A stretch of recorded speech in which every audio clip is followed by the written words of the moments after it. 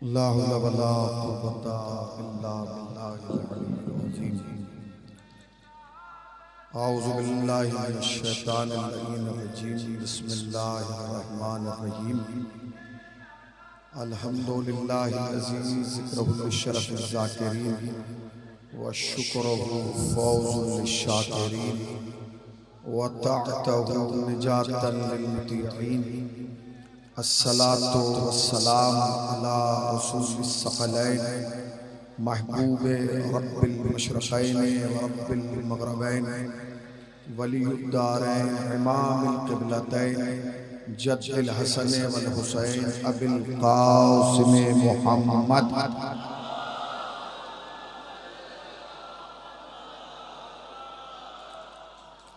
अम्मा बअद फ़क़द क़ाल अल्लाहु सुब्हानहु तबारक व तआला व क़ौलुहुल हक़। बिस्मिल्लाहिर रहमानिर रहीम। अलिफ लाम मीम ज़ालिकल किताबु ला रैब फ़ीह हुदल लिल मुत्तक़ीन। सलावत पढ़ने और मोहम्मद वाला।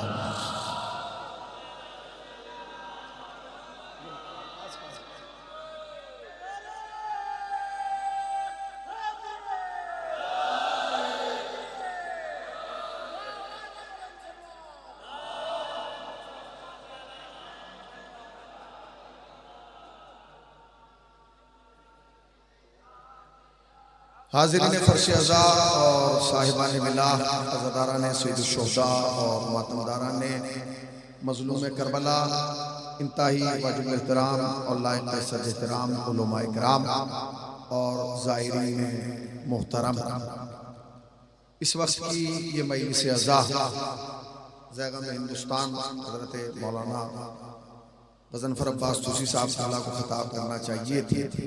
उससे पहले मुझे मजलिस पहुंचना थी, मगर चूँकि क़िबला को जाना था और कल सुबह उन्हें कानपुर में मजलिस पहुंचना है, लिहाजा बहरहाल ये मेरा मकाम नहीं है, मगर मैं हाजिर हो गया हूँ। और बहरहाल चूँकि ये वो बारगाह है जहाँ कोई न बड़ा है न कोई छोटा है, यहाँ नीयत देखी जाती है, अल्फाज नहीं देखे जाते। यहाँ आए हैं इंशाअल्लाह, इस बारगाह से खाली नहीं जाएंगे। इन 2 दिनों को हमने वक्फ किया है मजलिस हुसैन के नाम।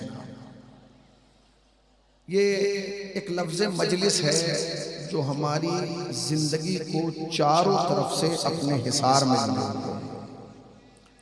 हमारी जिंदगी पर सबसे ज्यादा असर अगर किसी चीज का है तो वो मजलिस का है। इस मजलिस का असर इतना है कि अगर घर में खुशी हो तो मजलिस होती है, घर में गम हो तो मजलिस होती है। बेटा इम्तिहान देने जाए तो माँ मजलिस मान लेती है, और बेटा तरक्की पा जाए तो माँ शुक्राने की मजलिस करती है। घर ना हो तो घर पाने के लिए मजलिस की जाती है, और अगर घर मिल जाए तो ज़हरा को बुलाने के लिए मजलिस की जाती है।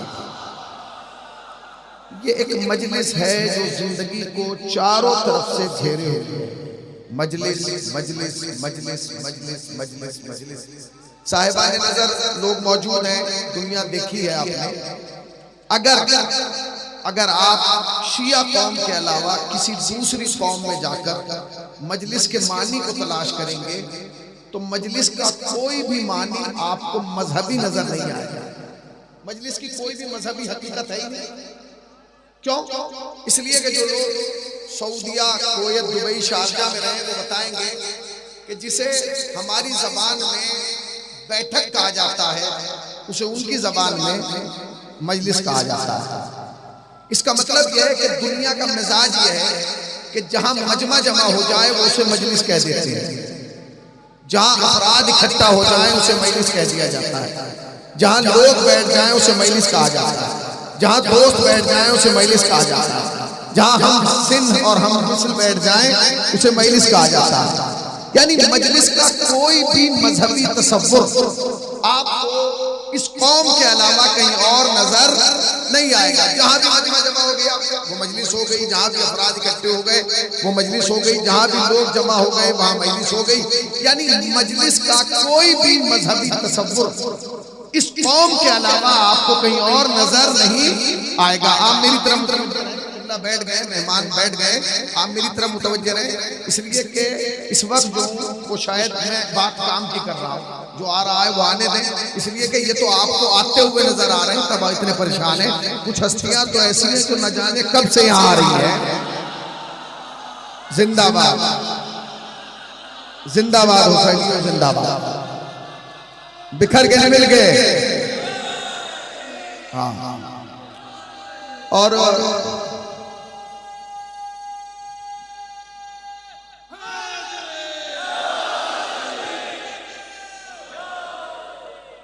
एहसान है मजलिस का, और ये के मजलिस को कोई मजहबी शक्ल नहीं थी। जहां भी मजमा जमा हो गया उसे मजलिस कहने लगे, जहां भी आवाम इकट्ठी हो गई उसे मजलिस कहा जाने लगा। ये तो एहसान मानिए जनाब ज़ैनब का, कि जनाब ज़ैनब ने इस मजलिस को मजलिस नहीं रहने दिया, मजलिस के साथ एक लफ्ज लगा दिया जिसे हुसैन कहा जाता है। नहीं पहुंचे, अब मैं लफ्ज कहूंगा और मजलिस होती चली जाएगी। एक हुसैनी की तवज्जो चाहता हूं, मगर मुझे हर लफ्ज पर एहसास होना चाहिए कि मैं शीशे के सामने नहीं, शियों के सामने पढ़ रहा हूं, इसलिए कि शीशा नहीं बोलता, शिया बोलता है।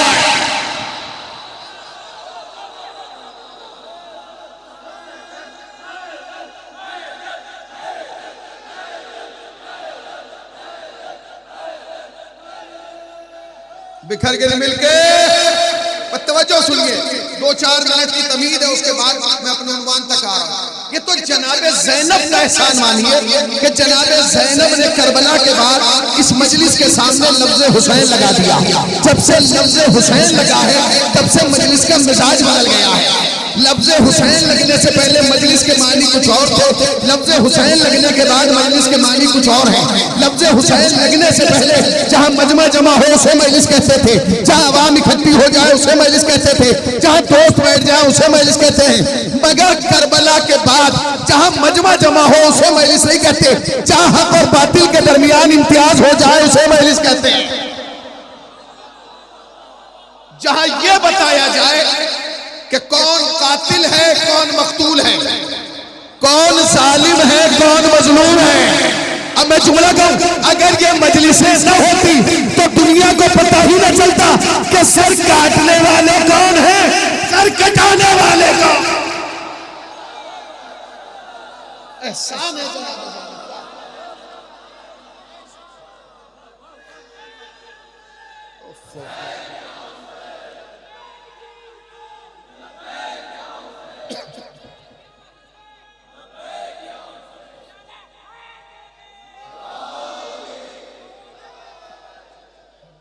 ये तो एहसान है जनाबे ज़ैनब का कि जनाबे ज़ैनब ने इस मजलिस को मजलिस नहीं रहने दिया, इस मजलिस को मदरसा बना दिया, मकतब बना दिया। और एक जुमला कहूं, अगर आप मुतवज्जे, खुदा की कसम सोचिए, अगर ये मजलिस ना होती हम दुनिया तक हुसैनियत कैसे पहुंचाते, हम दुनिया को बताते कैसे कि कातिल कौन है, मकतूल कौन है, जालिम कौन है, मजलूम कौन है, जिनका घर जला है वो कौन है और जिन्होंने घर जलाया है वो कौन है। ये तो मजलिस का एहसान है ना, इस मजलिस ने बताया। मैं लफ्ज कह रहा हूं, अगर लफ्ज तुम तक पहुंच जाए तो मुझे एहसास हो गया हुसैनी तक हुसैनी की बात पहुंच गई। अगर ये मजलिसें न होती तो हम दुनिया को बता ही ना पाते कि अलैहिस्सलाम और है, रज़ी अल्लाह और है। एहसान है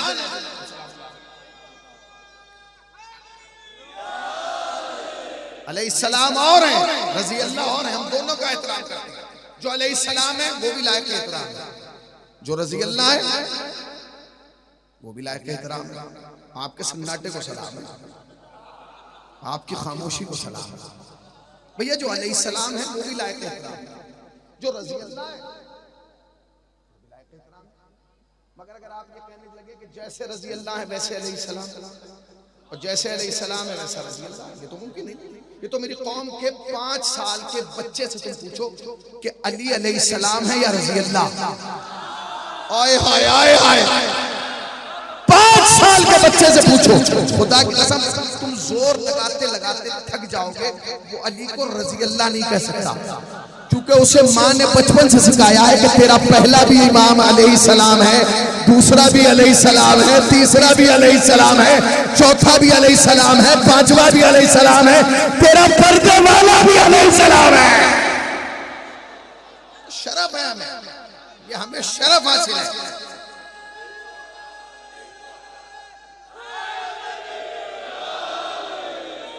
मनाजिर साहब आइए, अरे आइए।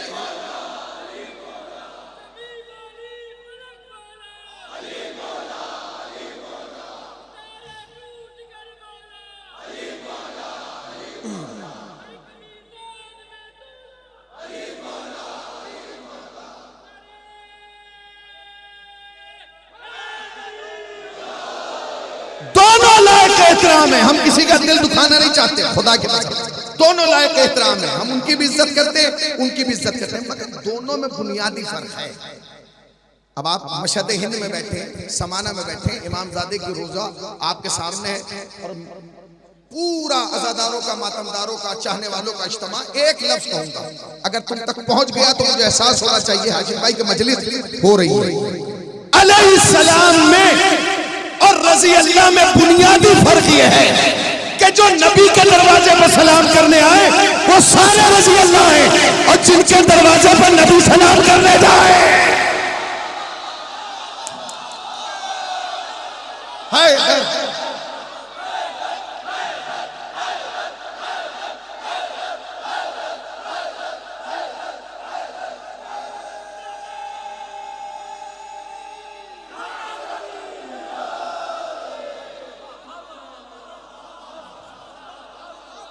मौलाना आगे आइए और सलावत पढ़ें मोहम्मद वाले। मौलाना मनाजिर साहब अब्दुल्ला नजफ सीधे कराची से तशरीफ ला रहे हैं, सलावत पढ़ें मोहम्मद वाले। मोहम्मद इधर आइए, आगे इधर आइए, इधर आइए, एक और सलावत पढ़ें मोहम्मद वाले। मोहम्मद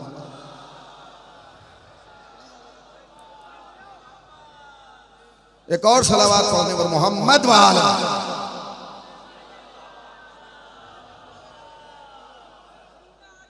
बुनियादी फर्क है, बुनियादी फर्क है। अज़ीज़ान गिरामी, हमारे यहाँ मकतब में जाके बच्चा बाद में पढ़ता है, पहले माँ की आगोश में बताया जाता है। हमें किसी के पढ़ाने से पढ़ने की जरूरत नहीं है, हमें माँ बताती है कि 5 ये हैं, 12 ये हैं, 14 ये हैं, 72 ये हैं। और याद रखो, हमारी कौम के बच्चे को सोते हुए उठा के पूछोगे ना, वो कभी मिक्स नहीं करेगा। 72 को अलग रखेगा, 5 को अलग रखेगा, 14 को अलग रखेगा, 3 को अलग रखेगा, 1 को अलग रखेगा।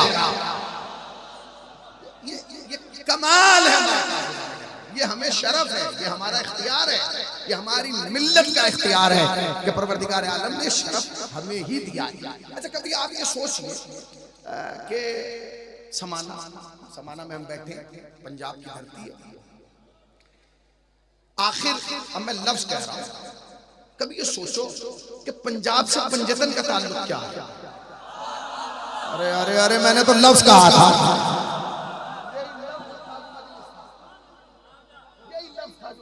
पंजाब से पंजतन का ताल्लुक क्या है? देखिए, जिस रोजे पे आप बैठे हैं इसका नाम क्या है? जोर से बोले। नहीं, मशहद, जरा जोर से बोले, मैं मिंबर पे ऊंचा सुनता हूं। मशहद हिंद, मशहद हिंद जैसे आपके जहन में लफ्ज़ मशहद आया, तसव्वुर में क्या आया? बोलिए। इमाम रजा। अब इमाम रजा का क्या ताल्लुक हिंदुस्तान से, वो मैं बयान करना चाहता हूं। सुनना चाहते हैं? मजलिस तो आप सुबह से सुन ही रहे हैं और सुबह तक सुनेंगे और इंशाअल्लाह कल शाम तक और बल्कि जिंदगी भर सुनेंगे। मगर ये सुन के जाइए कि आखिर इमाम रजा का या पंजतन का पंजाब से ताल्लुक क्या है? भाई मैं आप तक पहुंचाऊंगा ना, अगर मैं आपको भटिंडा से मदीना तक ना पहुंचा दूं तो फिर मैं मोहम्मद हुसैनी नहीं, फिर मेरे पढ़ने का कोई फायदा नहीं। मैं आपको भटिंडा से कहां तक ले जाऊंगा? मदीना तक, और पंजाब से पंजतन तक, यही मजलिस है। तो इस जमीन का ताल्लुक किससे है? इमाम रजा से। देखिए, इमाम रजा की एक खुसूसियत है, एक क्वालिटी है। वो क्वालिटी क्या है? आपके जो 12 इमाम है ना, 14 मासूम, ये या आपको मदीने में मिलेंगे या इराक में मिलेंगे। ठीक है ना, मदीने में मिलेंगे या इराक में मिलेंगे। मतलब मदीने में आप जाएंगे, रसूलुल्लाह की बेटी मदीने में, रसूलुल्लाह मदीने में, चौथे इमाम मदीने में, पांचवें इमाम मदीने में, छठे इमाम मदीने में। ये सब कहाँ है? मदीने में। सुनते रहिएगा फिर भाई, ये सब मदीने में। अब आप आइए इराक में, मौला अली इराक में, इराक है नजफ। इमाम हुसैन बोलिए इराक में। 10वें इमाम इराक में, 9वें इमाम इराक में, 7वें इमाम इराक में, सब इराक में। तन्हा इमाम रज़ा है जो ईरान में, तन्हा। ये जब सारा खानदान यहाँ है तो आप वहां क्या कर रहे हैं?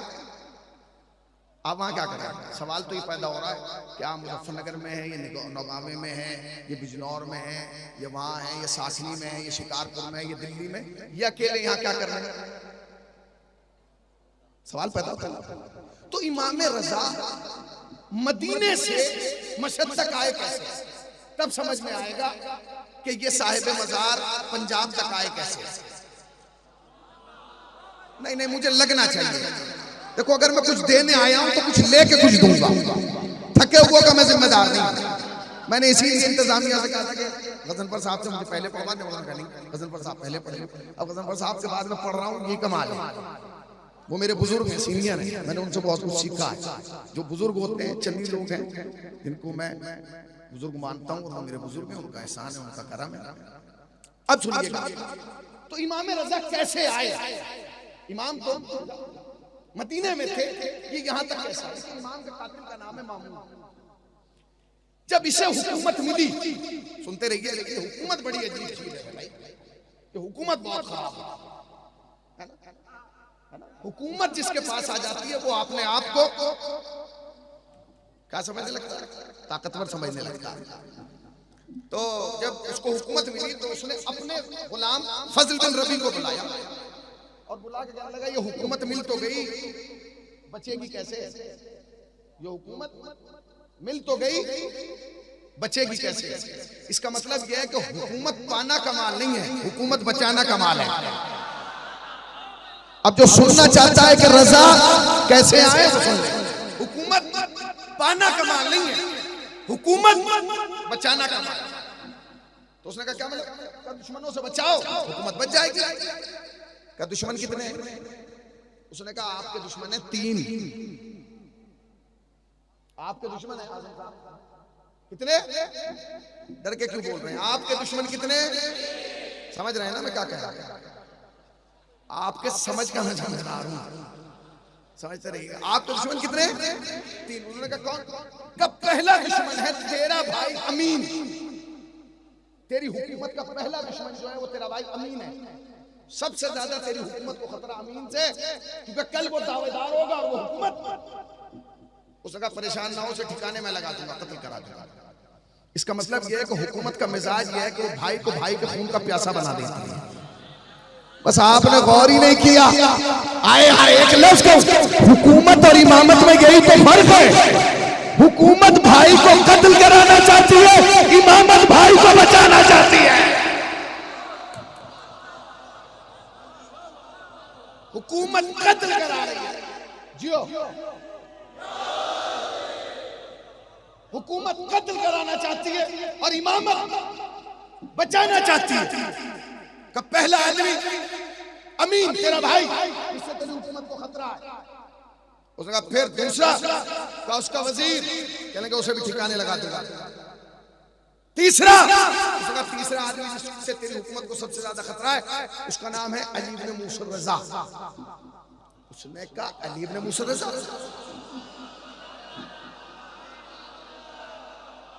उसने कहा अली इब्न मूसा रज़ा कहां? कहने लगे इस नाम का आदमी तो पूरे मशहद में कोई नहीं है, पूरे शहर तूस में कोई नहीं है। कौन है भैया? कहां है? हमने तो देखा ही। कहने लगे ये रहते मदीने में। कहने लगे वाह, हुकूमत मेरी ईरान में, ये मदीने में रह रहे हैं, मैं इन्हें नहीं जानता, वो मुझे नहीं जानते, खतरा कैसे? उसने कहा तूने नहीं जानता ना, आए आए वो तुझे जानते हैं, तेरा उन्हें जानना कमाल नहीं है। भाई उनका हमारे से क्या लेना देना। उसने कहा मसला ये है कि जिस तख्त पर आप बैठे तुम्हारे बाप का नहीं है। का फिर कहिए उसके बाप अली का है, तेरा बाप तो काबिज बन के बैठा था। उसने कहा बस 3 दुश्मन है, 2 मेरे लिए मारना आसान है, एक मेरा भाई एक मेरा वजीर, उसका वजीर ये रजा, ये कौन तो दूर है। अब दूर वाला दुश्मन क्या प्लानिंग कर रहा है क्या पता चला। उसने कहा भाई मेरे पहले 3 सवाल हैं, उस 3 सवालों से मैं समझूंगा कि मेरा दुश्मन है कैसा। उसने कहा आप सवाल कीजिए। उसने कहा पहले ये बताओ कि जो रजा है जो मेरा दुश्मन है और जिससे मेरी हुकूमत को खतरा है, सुनते रहिएगा सुनते रहिएगा मेरी तरफ मुतवज्जह रहिए, जो रजा है जिससे मेरी हुकूमत को खतरा है, पहला सवाल इसका खानदानी बैकग्राउंड कैसा है। आपने गौर नहीं किया, मामून जैसा जालिम भी समझता था कि दुश्मन खानदानी हो। कहां बैठे हैं आप, दुश्मन खानदानी होना चाहिए। उसने कहा क्या का पहला सवाल है उसका खानदान कैसा है, खानदानी बैकग्राउंड कैसा है। उसने कहा खानदानी बैकग्राउंड ये उससे ऊंचा खानदान किसी का ही नहीं। का क्या मतलब का जो मोहम्मद का खानदान हो उसका खानदान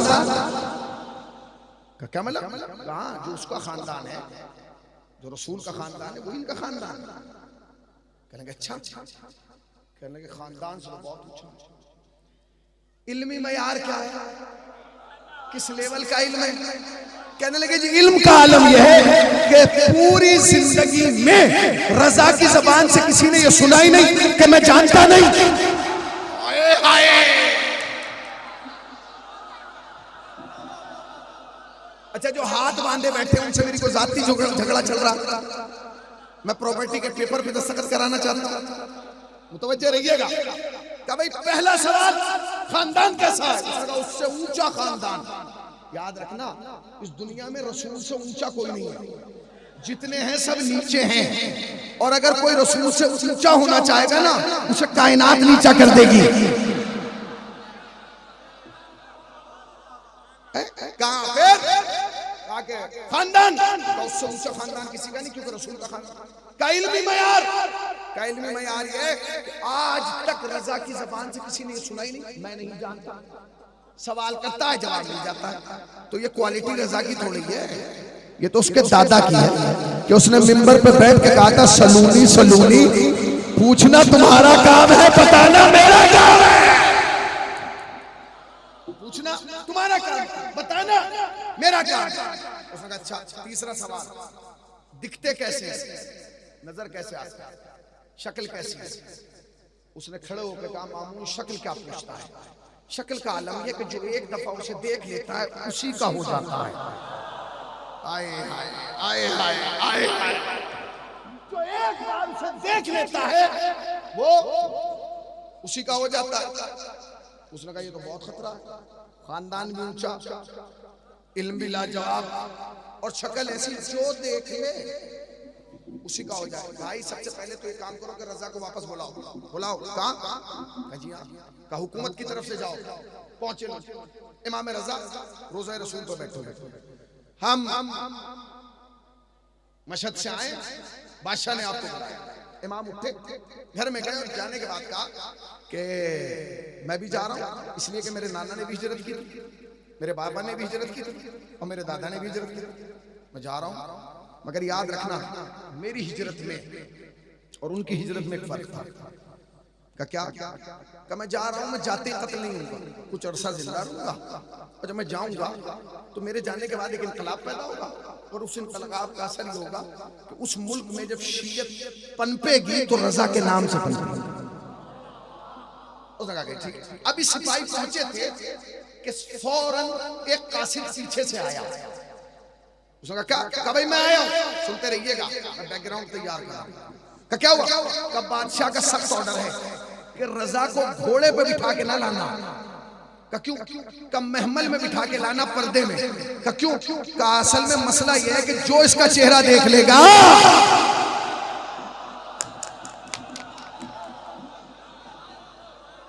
अब जो जितना खुश होकर सुनेगा ना जजा खतीब से नहीं इमामजादे से पाएगा।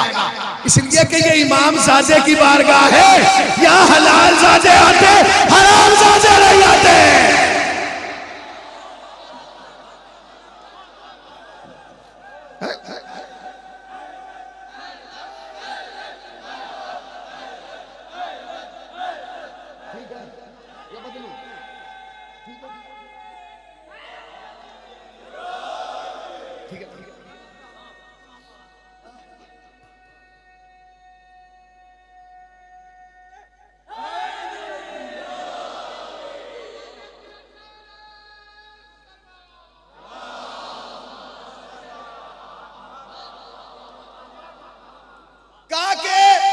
कोशिश ये करना रजा घोड़े पे सवार ना हो, का फिर कहे कूट उस पे महमल, महमल पे पर्दे, पर्दा भी हिलना ना पाए, इसलिए कि जैसे ही रजा का चेहरा लोग देखेंगे वो तो उसको हो जाएंगे। आपने गौर नहीं किया? आए हाय एक लफ्ज को, दुश्मन ये चाहता था कि इमामत पर्दे में रहे, लोग उसे देख ना पाए।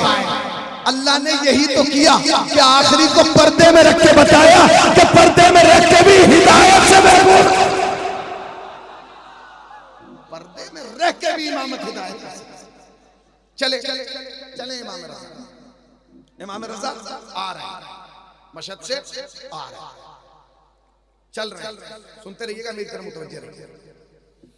चले उस जमाने का सफर ऐसा तो था नहीं कि आप सुबह चले शाम में आ गए, एक लंबा सफर होता था, खस्ता कुनंदा। इमाम सवारी से नहीं उतरते, सिर्फ नमाज के लिए उतरते, नमाज पढ़ते थे, खाना खाते थे और वापस अपनी सवारी पे चले जाते, किसी से बात भी नहीं करते। रिवायत का जुमला सुनिए, इमाम का उतरना, नमाज पढ़ना और बगैर बात किए वापस चला जाना, यही वो अंदाज था कि जितने सिपाही लेने गए थे वो वापस आने से पहले शिया हो गए। कहां बैठे हो भाई, क्या कह रहे हो? मैं तो तारीफ सुना रहा हूं, मैं तो तारीफ सुना रहा हूं, सुनते रहिए, मैं तारीफ सुना रहा हूं। यही अंदाज, उतरना, नमाज पढ़ना, खाना खाना, वापस चले जाना, इसी अंदाज पर लाने वाले शिया हो। जो लोग मशहद गए वो बताएंगे, मशहद से 120 किलोमीटर के फासले पर एक जगह है जिसे निशापुर कहा जाता है, जहाँ का ये फिरोजा मशहूर है निशापुर, वहाँ कदमगाह भी है, इमाम के नाम का चश्मा भी है।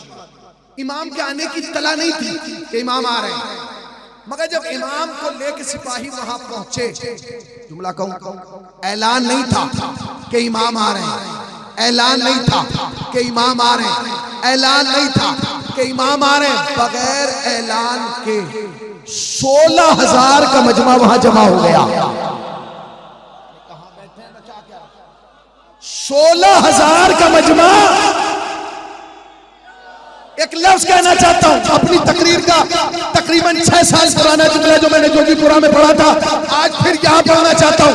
लोग बड़े परेशान होते हैं ना, इतना मजमा आ गया, समाना में इतना आ गया, आज तक नहीं आया था, जोगीपुरा में इतना आ गया, बगरे में इतना आ गया, करबला में इतना आ गया, घबरा क्यों रहे? ये सोचो, अभी तो इमाम ने बुलाया नहीं, तब इतना आ गया, जब इमाम बुलाएगा।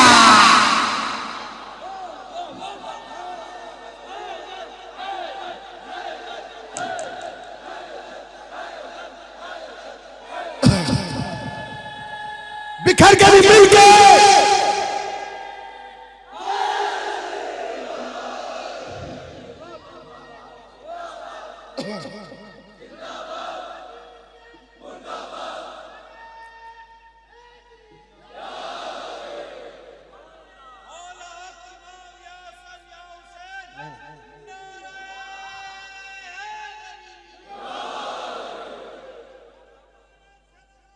सलामत रहिए।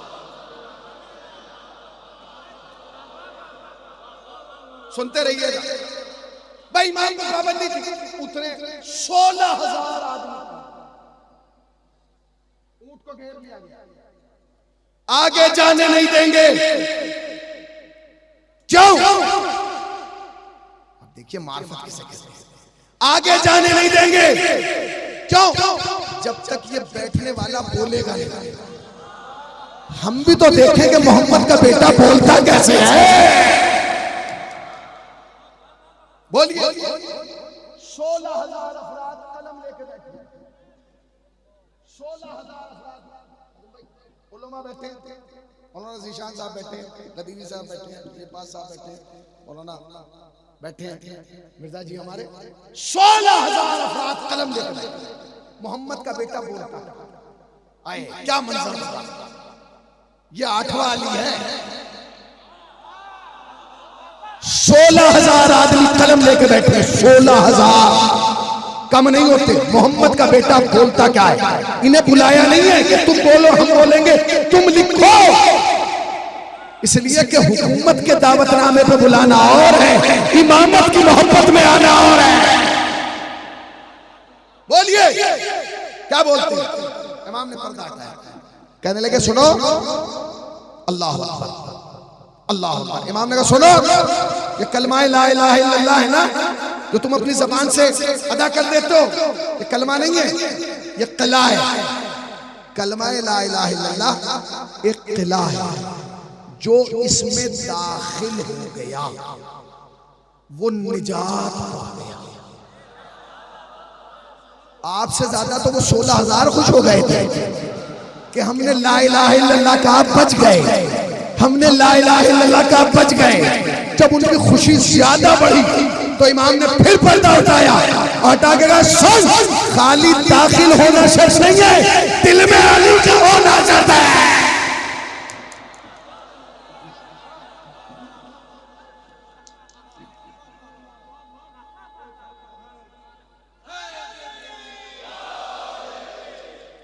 एक और सलावात पढ़े, इनके जाने तक और फरिश्तों के आने तक एक सलावात पढ़ने पर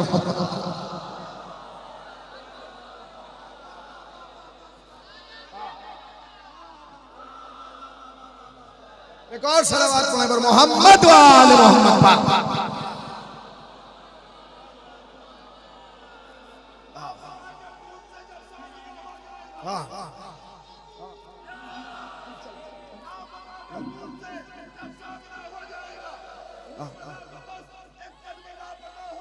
रुकिए रुकिए भाई, इनकी सुन लीजिए।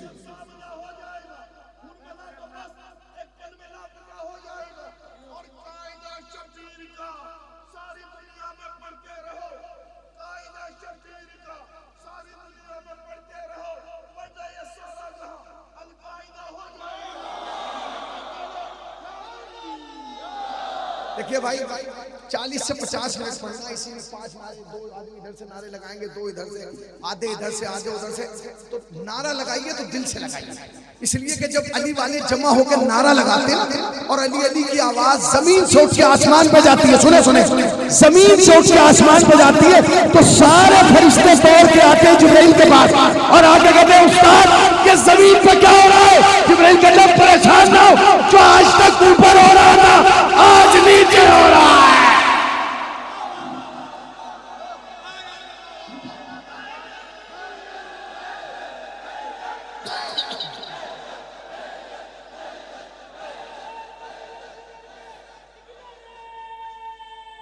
जिंदाबाद।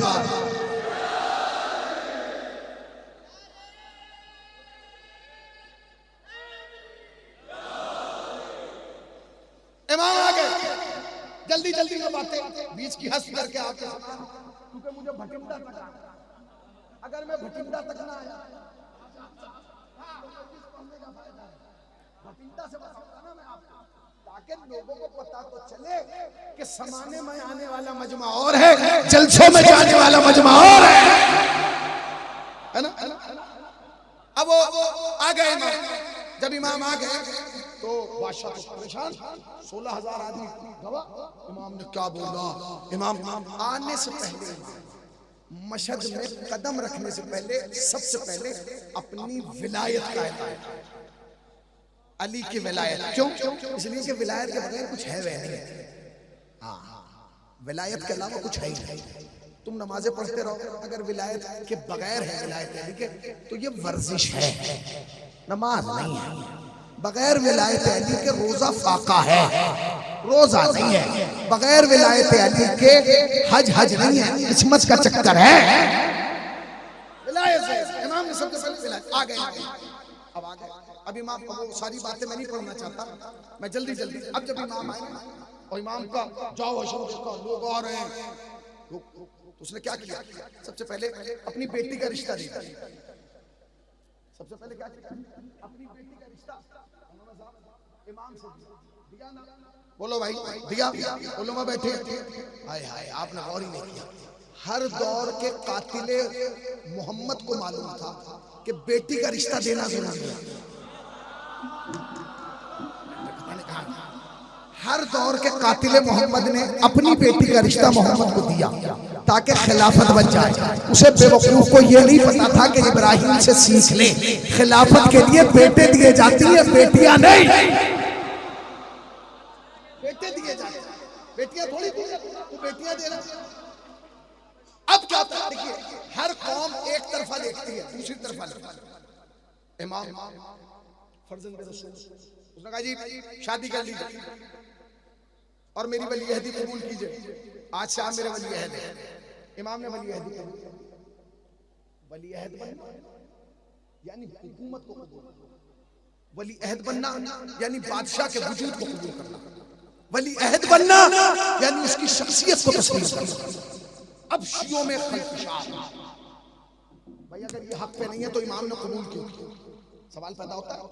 अगर ये आदमी मुजरिम है, जालिम है, आवारा है, बदमाश है, इमाम ने इसकी वली अहदी को क्यों कबूल किया?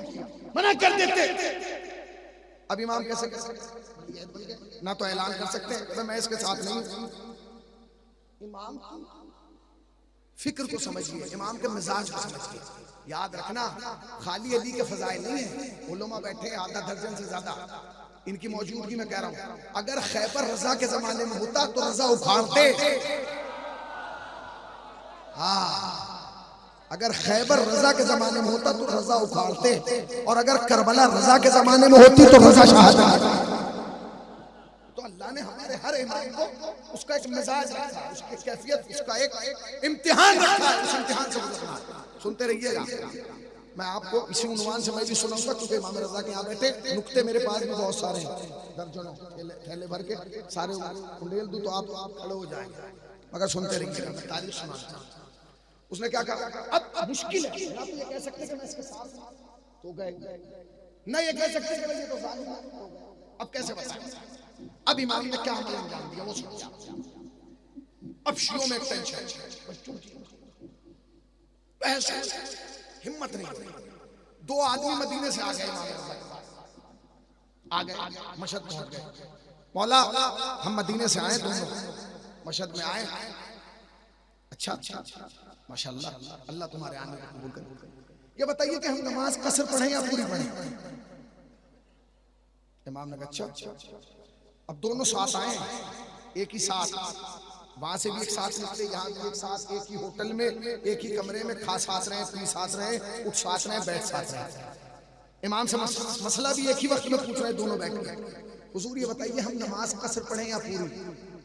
इमाम ने दोनों का चेहरा देखा, कहने लगे आप कसर पढ़ेंगे, आप पूरी पढ़ेंगे। शेर भाई, आप कसर पढ़ेंगे, आप ये मसला कोई मौलवी साहब बता दे, फिर देख लिया इसे तो मसला ही नहीं। मैं तो अजीब मौलवी है, उसे कुछ बता रहा है, मुझे कुछ बता रहा है, चूंकि उसे ये नहीं पता कि शरीयत में कैफियत बदलने से मसला बदल जाता है। आप यहाँ बैठे तो मसला कुछ और है, वहां बैठ जाएंगे तो कुछ और है, रोड पर बैठेंगे तो कुछ और है, वहां बैठेंगे आप पिछले साल यहाँ थे अब वहां, ठीक है, मसला कैफियत के साथ। इमाम ने क्या कहा, तुम पूरी पढ़ोगे, तुम एक साथ आए, रह साथ आए, खा साथ आए, पी साथ आए, मैं पूरी, मैं आधी, जाओ तुम पूरी पढ़ना या आधी पढ़ना। चले गए। वो जो साहबी वहां बैठा, साहबी के हर बात जल्दी से हजम नहीं होती, जैसे मौला एक मुझे मालूम है, तुम परेशान क्यों हो रहा, मुझे मालूम है तुम क्या लगा, ये बताइए इससे आप इससे कहा रुकेंगे, सेम डे टाइम भी साथ है, आए साथ है, रुके साथ है, आप कह रहे इसे आधी रात। इमाम ने कहा सुनो, अगर इंसान खैर की नियत से निकलता है तो नमाज कसर होती है। यानी कहाँ बैठे हैं भाई, उलमा तो नमाज है ना मेरे भाई। अगर इंसान खैर की नियत से निकलता है तो नमाज कसर होती है, अगर शर की नियत से निकलेगा तो पूरी मसलन एक साथ समाना आए जियारत करने, नमाज कसर है, एक इसीलिए आया कि एक बटवा नहीं रहने दूंगा, एक नहीं रहने दूंगा बटवा, सबके मार लाऊंगा, एक का सामान, एक का मोबाइल नहीं रहने दूंगा, सबके मोबाइल उठा के लाऊंगा। भाई जूते बहुत पुराने हो गए, किसी का अच्छा सा जूता, उसकी नमाज में कसर नहीं, क्योंकि उसकी नीयत शर्त। आपने गौर किया इमाम ने क्या कहा, तू पूरी तू आधी। उसने कहा मौला क्यों? कहा जिसको कहा ना आधी पढ़, उसकी नीयत ये थी मदीने से चलने से पहले कि इमाम की जियारत करूंगा। आए हाय आए हाय आए हाय, जिंदाबाद हुसैनी में जिंदाबाद। इसकी नीयत ये थी कि मैं इमाम की जियारत करूं, चूंकि खैर नीयत थी या नमाज कसर। इसकी नीयत ये थी कि मां जाऊंगा तो बादशाह चाहिए, एक सेल्फी तो बनती है, चूंकि इसकी का इरादा शर्त की बुनियाद पर था, लिहाजा इसकी नमाज पूरी है। आपने गौर ही नहीं किया कि इमाम ने कितना बड़ा मसला हल कर दिया। इमाम ने उसे शर्त बता के बता दिया कि हम और हैं बादशाह। और अब ये देखिए कितना सख्त जमाना है इमाम का, ये हुकूमत खल्क, हुकूमत पे इमाम छाने लगे, लोगों पे छाने लगे, लोगों के दिलों पे इमाम राज कर रहे। क्या करें, कैसे करें, कैसे शिकस्त दें? उसने कहा जी बादशाह सलामत हाथ, एक जुमला का गलती से भी रजा के खिलाफ तलवार बाहर निकाल का, क्यों? का आपने देखा नहीं का क्या का करबला के बाद हुसैन ने किसी को इस लायक छोड़ा ही नहीं कि वो इनके मुकाबले में तलवार निकाले। इसलिए कि आपके अब्बा ने तो कोई मरका सर नहीं किया, खैबर इनकी, खंदक इनकी, बद्र इनकी, ओहद इनकी, सिफीन इनकी, जमल इनकी, सब इनकी, सब इनकी। अच्छा एक मसला और ये भी जरूरी है, पिछले 10 साल से इस मिंबर से खैबर नहीं पढ़ा गया, तो कहते हैं खैबर ना पढ़ो, कब तक खैबर पढ़ा जाएगा? नहीं पढ़ा जाएगा। जानते क्यों? आप किसी की बैठक में जाइए जो पुराने नवाब हैं, सींग टंगे हुए, शेर का मुंह टंगा, आप गलती से पूछें ये किसका सींग है, वो ये नहीं बताएगा सींग किसका। हमारे दादा मार के लाए, हमारे नाना ने मारा था, मौलाना 25 शेर मारे थे उन्होंने, 2 शेर। कमाल है, तेरे अब्बा ने 2 शेर मार दिए तो पूरी जिंदगी बयान किया जाएगा। अली खैबर में आया, बद्र में आया, ओहद में आया, सिफीन में आया।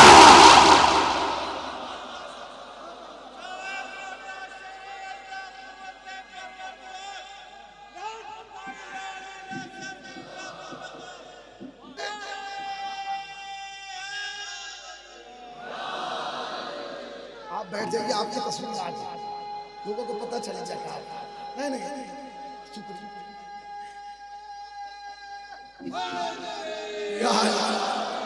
ठीक है भाई। आपके अब्बा ने एक हिरन मार दिया, पूरी जिंदगी चर्चा, अब्बा ने मारा था, अब्बा ने मारा, अब्बा को मरे में भी जमाना हो गया यार, इतनी जंगे हो गई, खैबर न पड़ी। खैबर मौलाना अब समझिए आप, अब जो मैं कह रहा हूँ इस साल का मेरी खिताबत का सबसे बड़ा जुमला है जो मैं आपको दे देता हूं। इस साल अय्याम फातिमी आने वाली है, हमारे शेर भाई बहुत बड़ी अय्याम फातिमी करते हैं जयपुर में, इनकी मौजूदगी में चाके ये वहां जाके जो मौलवी आ रहा है उससे शर्त खैबर पढ़ना बहुत जरूरी है। हम तो पिछले 10 साल से ये समझ रहे थे कि कौम के बच्चों की आवाज है, खैबर ना पढ़ो, खैबर ना पढ़ो, कौम के बुजुर्गों की आवाज है, खैबर ना पढ़ो। अब हमें एहसास हुआ, अरे भैया अगर हमने खैबर ही पढ़ना बंद कर दिया तो फिर फिदक कैसे साबित करोगे कि आया कहां से है? भाई अगर खैबर ना होता, पता नहीं कहां बैठे आप, अगर खैबर ना होता साहब फिदक कैसे साबित होगा? अच्छा अगर फिदक आया नहीं तो फिर छिनेगा कैसे? छिनेगा नहीं तो जहरा पे जुल्म होगा कैसे? जहरा शहीद नहीं होगी तो कातिलों पे लानत होगी कैसे?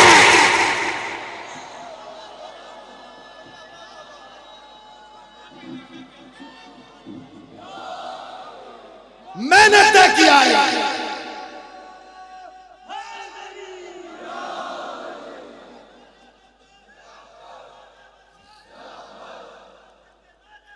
या अब्बास,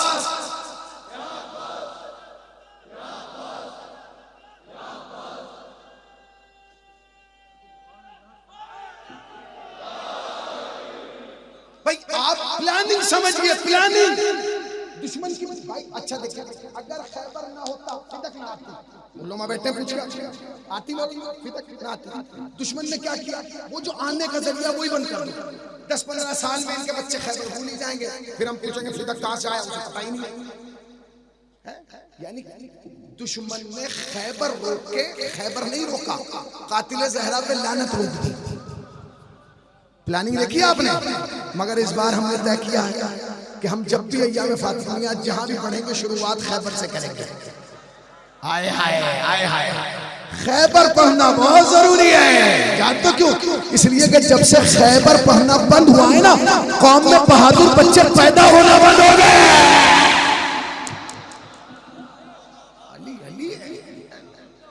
तो खैबर पढ़ा जाना। अब हमने कहा जी आ गए, दुश्मन परेशान, क्या करेंगे, कैसे? अब सुनिए कि इमाम का ताल्लुक क्या है। बड़ा परेशान। उसने कहा भाई खुदा के वास्ते तलवार मत निकालो, इसलिए कि तलवार के चक्कर में तुम भी मरोगे, हम भी मरेंगे, क्योंकि तुम तलवार तो उनकी बर्दाश्त नहीं कर पाओगे। तो फिर इल्म, उसने कहा इल्म क्या, हम तो कोरे हैं, जाए अंगूठा टेक, हम इनसे क्या। उसने कहा पूरी दुनिया के आलिम जमा कर, पूरी दुनिया के आलिम जमा कर, पूरी दुनिया के। एक आलिम है आगे फंदसी करके, जिनका इंतकाल 1050 में, 1050 में। इस वाक़े को बयान करते हैं आगा आयतुल्लाह है, बहुत बड़ी शख्सियत है, आगा मोहम्मद हसन नजफी साहिब जवाहिर। उन्होंने इस वाक़े को बयान किया है शमशुद्दीन से। वो बयान करते हैं कि चूंकि हर दौर में हिंदुस्तान इल्म का गहवारा रहा है। दुनिया में एक बहुत बड़ी किताब लिखी गई है अल-गदीर, वो अल-गदीर भी हिंदुस्तान ही से लिखी गई। इतना बड़ा यहाँ का इल्मी बैकग्राउंड था। अगर फंदकी कहते हैं कि मैं इल्म की तलाश में और किसी रिसर्च के सिलसिले में हिंदुस्तान में, सुनते रहिए। अब वो वाकया याद रखिएगा कि अगर रजा को हराना है, पूरी दुनिया के आलिम जमा कर ले, हरा दिया। वो हिंदुस्तान आ गए, उन्होंने लोगों से मुलाकात की। उन्होंने कहा होता है ना आदमी हिंदुस्तान में, आप सामान आए, यहाँ की मशहूर चीज क्या है, आगरा पहुंचे, यहाँ का मशहूर हर जगह वो हिंदुस्तान। उन्होंने कहा यहाँ की सबसे मशहूर चीज क्या है? उन्होंने कहा कौन सी चीज? उसने कहा जी एक चीज है। क्या? तो हमारे पास एक आदमी ऐसा है जो 6 महीने सोता है, 6 महीने जागता है। उन्होंने कहा अच्छा, चलो मुझे लेके चलो चलो चलो। लोग लेके आ गए। अब जब ये वहां पहुंचे तो पता चला उसका सोने का टाइम शुरू हो गया। आप मत सो जाइए, उसके सोने का टाइम शुरू ना, आपका नहीं। आपके तो जागने का टाइम शुरू है, अभी महफिल शुरू होने वाली है, आप जागते रहिएगा, दुनिया सो जाए। इसलिए कि जब दुनिया सोएगी तो लोग कह के जगाएंगे अस्सलातु खैरुम मिनन नौम। मगर आप हैया अला खैरिल अमल की आवाज में जमा हुए जागते रहिए। क्या आ गए? उन्होंने कहा ये तो सोने जाने का भाई, मुझे खुदा के मुझे मिलवा। उन्होंने कहा भाई गुलाम खुद नूरानी चेहरे वाला है, आपसे मिलना चाहता है। उन्होंने कहा भाई सोने का टाइम चाहिए, और 1 मिनट बाद सोने। कौन सा आपको सुबह उठना? 6 महीने इत्मीनान से। ये मुसलमान नहीं था, ये हिंदू था, ये हिंदू पंडित था, बड़ा पंडित था। उसने कहा जब नूरानी शक्ल वाले आ गए, उन्होंने चेहरा देखा। उसने कहा आपका चेहरा सूरज की तरह है, नूरानी नहीं है। आपका चेहरा सूरज की तरह है, नूरानी नहीं है। इन्होंने कहा सूरज की तरह है, नूरानी नहीं है। तो बोले भाई नूरानी किसका है? कह लेंगे नूरानी तो उसका था जिसे मशहद में मुलाकात हुई थी। आए हाय आए हाय आए हाय आए हाय। वो तो मशहद समझ रहे हैं ना मैं जो कह रहा हूँ, बात आप तक पहुंच रही ना। का वो नूरानी था जिसका कौन? कि नाम तो उसका अली था, अली इब्न मूसा रज़ा था, वो बड़ा नूरानी था। उन्होंने कहा जी मैं समझा नहीं, आप हिंदुस्तान के रहने वाले पंडित बुत परस्त, आप कहाँ की बातें कर रहे हैं? उसने कहा जी हाँ, अपने इलाके में मेरा सिक्का चलता है, अरे एतबार से लोग मेरा लोहा मानते हैं। वो जो मामून है ना, उसने एक मुकाबला रखा था इधर, तो हिंदुस्तान से बुलाया गया, तो हम 2-3 पंडित यहाँ से गए। मैं भी गया, मैं भी पहुंचा। बोले मामून ने पूरी दुनिया से लोग जमा किए, चौथे नंबर पे हम खड़े थे। उसने कहा जी एक आदमी आएगा, तुम्हें अपने अपने लेवल का जो टॉप का सवाल होगा वो करना, जिसका वो जवाब ना दे पाए। कहने के बगल में चिड़ियाघर था, चिड़ियाघर से परिंदों की आवाज, शेर के दहाड़ने की आवाज, घोड़े के हिनहिनाने की। कहने के क्या, अब जैसे यहाँ मेरी सोच थी वहां से आवाज आ रही, मुश्किल। हम ये सोच रहे थे क्या बात करेंगे, यहाँ तो पहले टेंशन की आवाज नहीं आ रही, क्या बोलेगा क्या सुनेगा। कहने लगे बस दरबार का दरवाजा खुला और एक शख्स ने कदम रखा। उसका कदम हमने पहले देखा, चेहरा बाद में देखा। कदम की धमक ये थी कि कदम उसने दरबार में रखा, आवाजें चिड़ियाघर की बंद हो गई। कदम दरबार में रखा, आवाजें चिड़ियाघर की बंद हो गई। और किया, शेर ने दहाड़ना बंद कर दिया, घोड़े ने हिनहिनाना बंद कर दिया, बकरी ने मिनमिनाना बंद कर दिया, चिड़ियों ने चहचहाना बंद कर दिया। करे कैसे ना, अगर यकीन नहीं आता बाजारे शाम में जाके ज़ैनब को बोलते हुए देख लो। इख्तियार, सन्नाटा। अब इतना सन्नाटा हुआ कि लोग एक दूसरे के सांस की आवाज आ रही, हर आदमी को अपने दिल की धड़कन सुनाई दे रही है।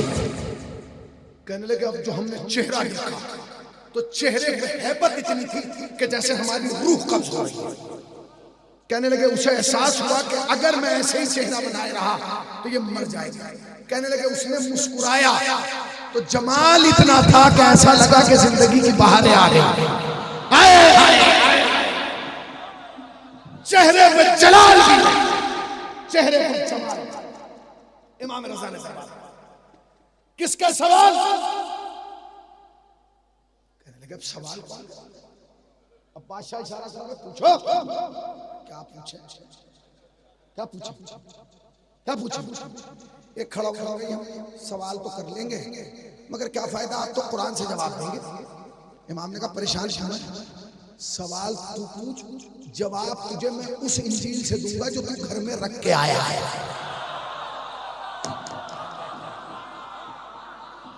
उस इंजील से जवाब दूंगा जो तू। इसका मतलब यह है कि इमाम ने उस जमाने में बताया था कि इंजील भी दो हैं, इंजील भी दो हैं, घर वाली और है, बाजार वाली और है। सवाल किसके? चुप, सबने सवाल। कहने लगे मेरा नंबर आ गया। उन्होंने पूछा आपका सवाल? उन्होंने कहा जरूरत नहीं, हो गया मेरा सवाल। जब ये इतने बड़े बड़े सवाल नहीं कर पाए तो मैं क्या सवाल करूं? कहने लगे अपनी जगह से उठे और मेरे करीब आए।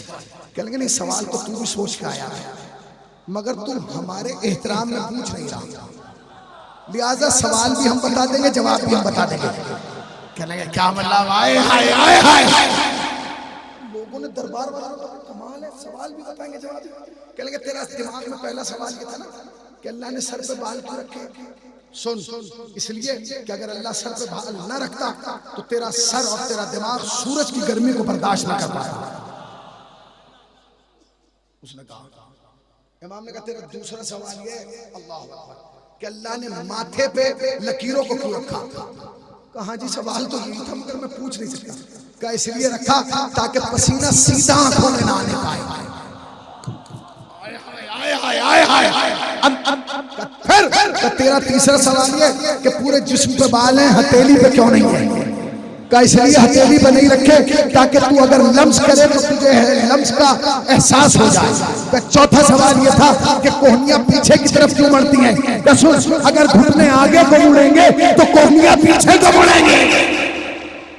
इमाम बताते, इमाम ने एक सांस में 21 सवालों का जवाब दिया और सारे सवाल ऐसे ही, ये क्यों, ये क्यों, ये क्यों, ये क्यों, ये क्यों, ये क्यों, ये क्यों, ये क्यों।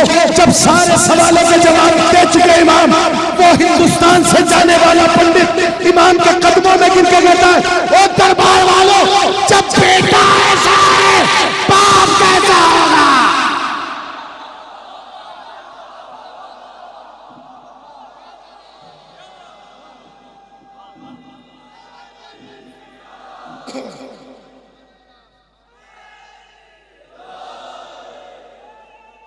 सलामत रहिए। ये आया है ना,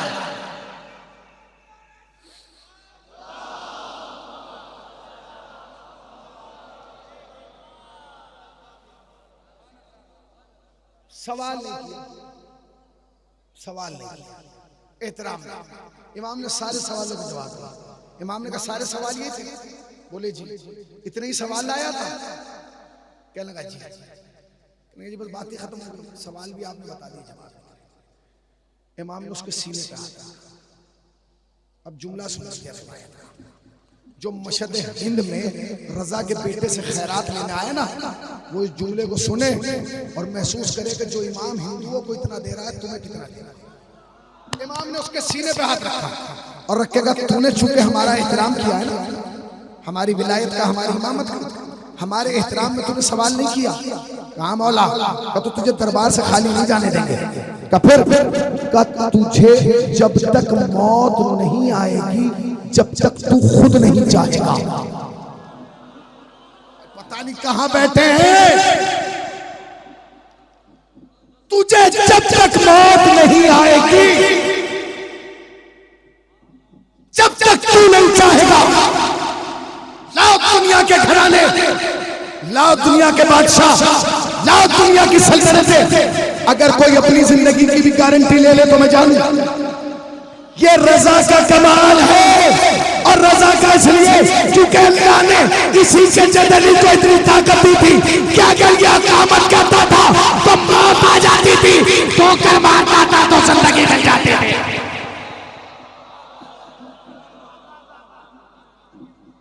तो कब हिंदुस्तान से इमाम रजा का ताल्लुक कब से? मामून के दरबार से। भाई कब से? मामून के दरबार से। कुछ मुसलमान भाई कहते हैं हिंदुस्तान में इस्लाम जो लाए हैं वो मोहम्मद बिन कासिम लाए हैं। उसके पास तो खुद इस्लाम नहीं था,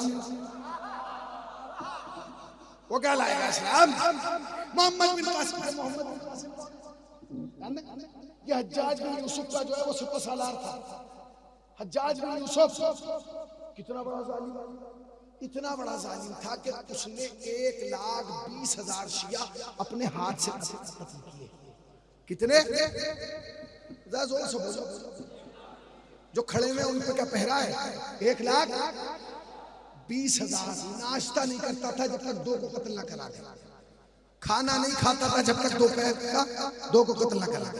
रोज मारता था, रोजाना शिया मारता था, तब लुकमा होता था। मैं तुमसे पूछ रहा हूँ, इतनों ने मारा, तुम खत्म हो गए? अरे भाई बोलो, खत्म हो गए? बोलो जोर से।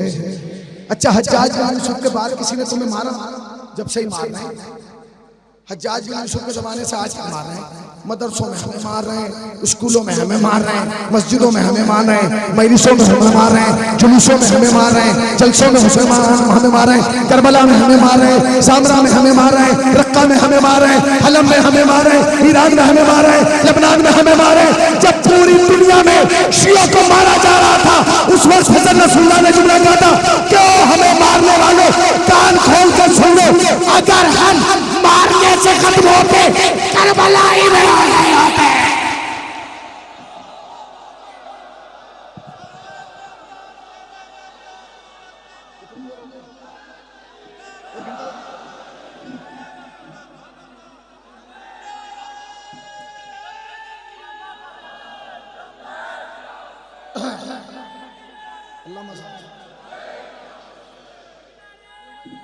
बिखर कर नहीं मिलते।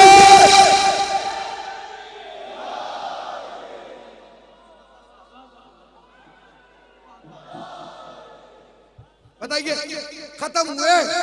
मार दो, तुम यहां लाके बम मार दो। अगले साल जब प्रोग्राम होगा इससे ज्यादा मजमा होगा। क्यों होगा? क्योंकि दुनिया की वाहिद कौम यही है जो करबला से जब जाती है तो कफन लेके आती है।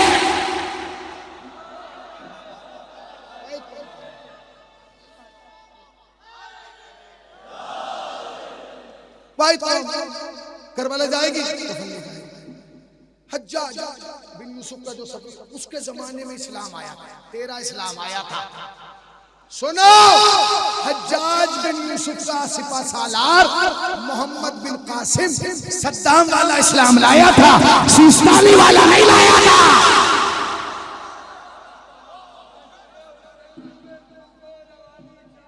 वाह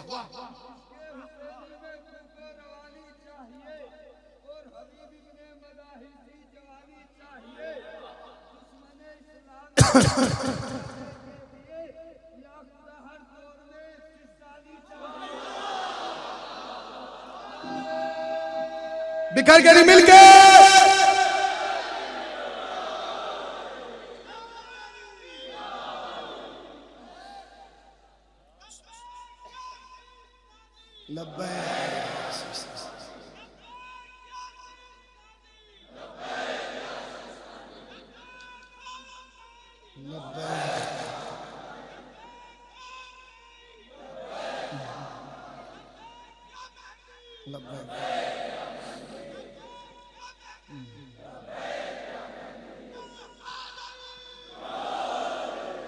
जब ये नारा लगा करे ना, पड़ोसी का मुंह देख लिया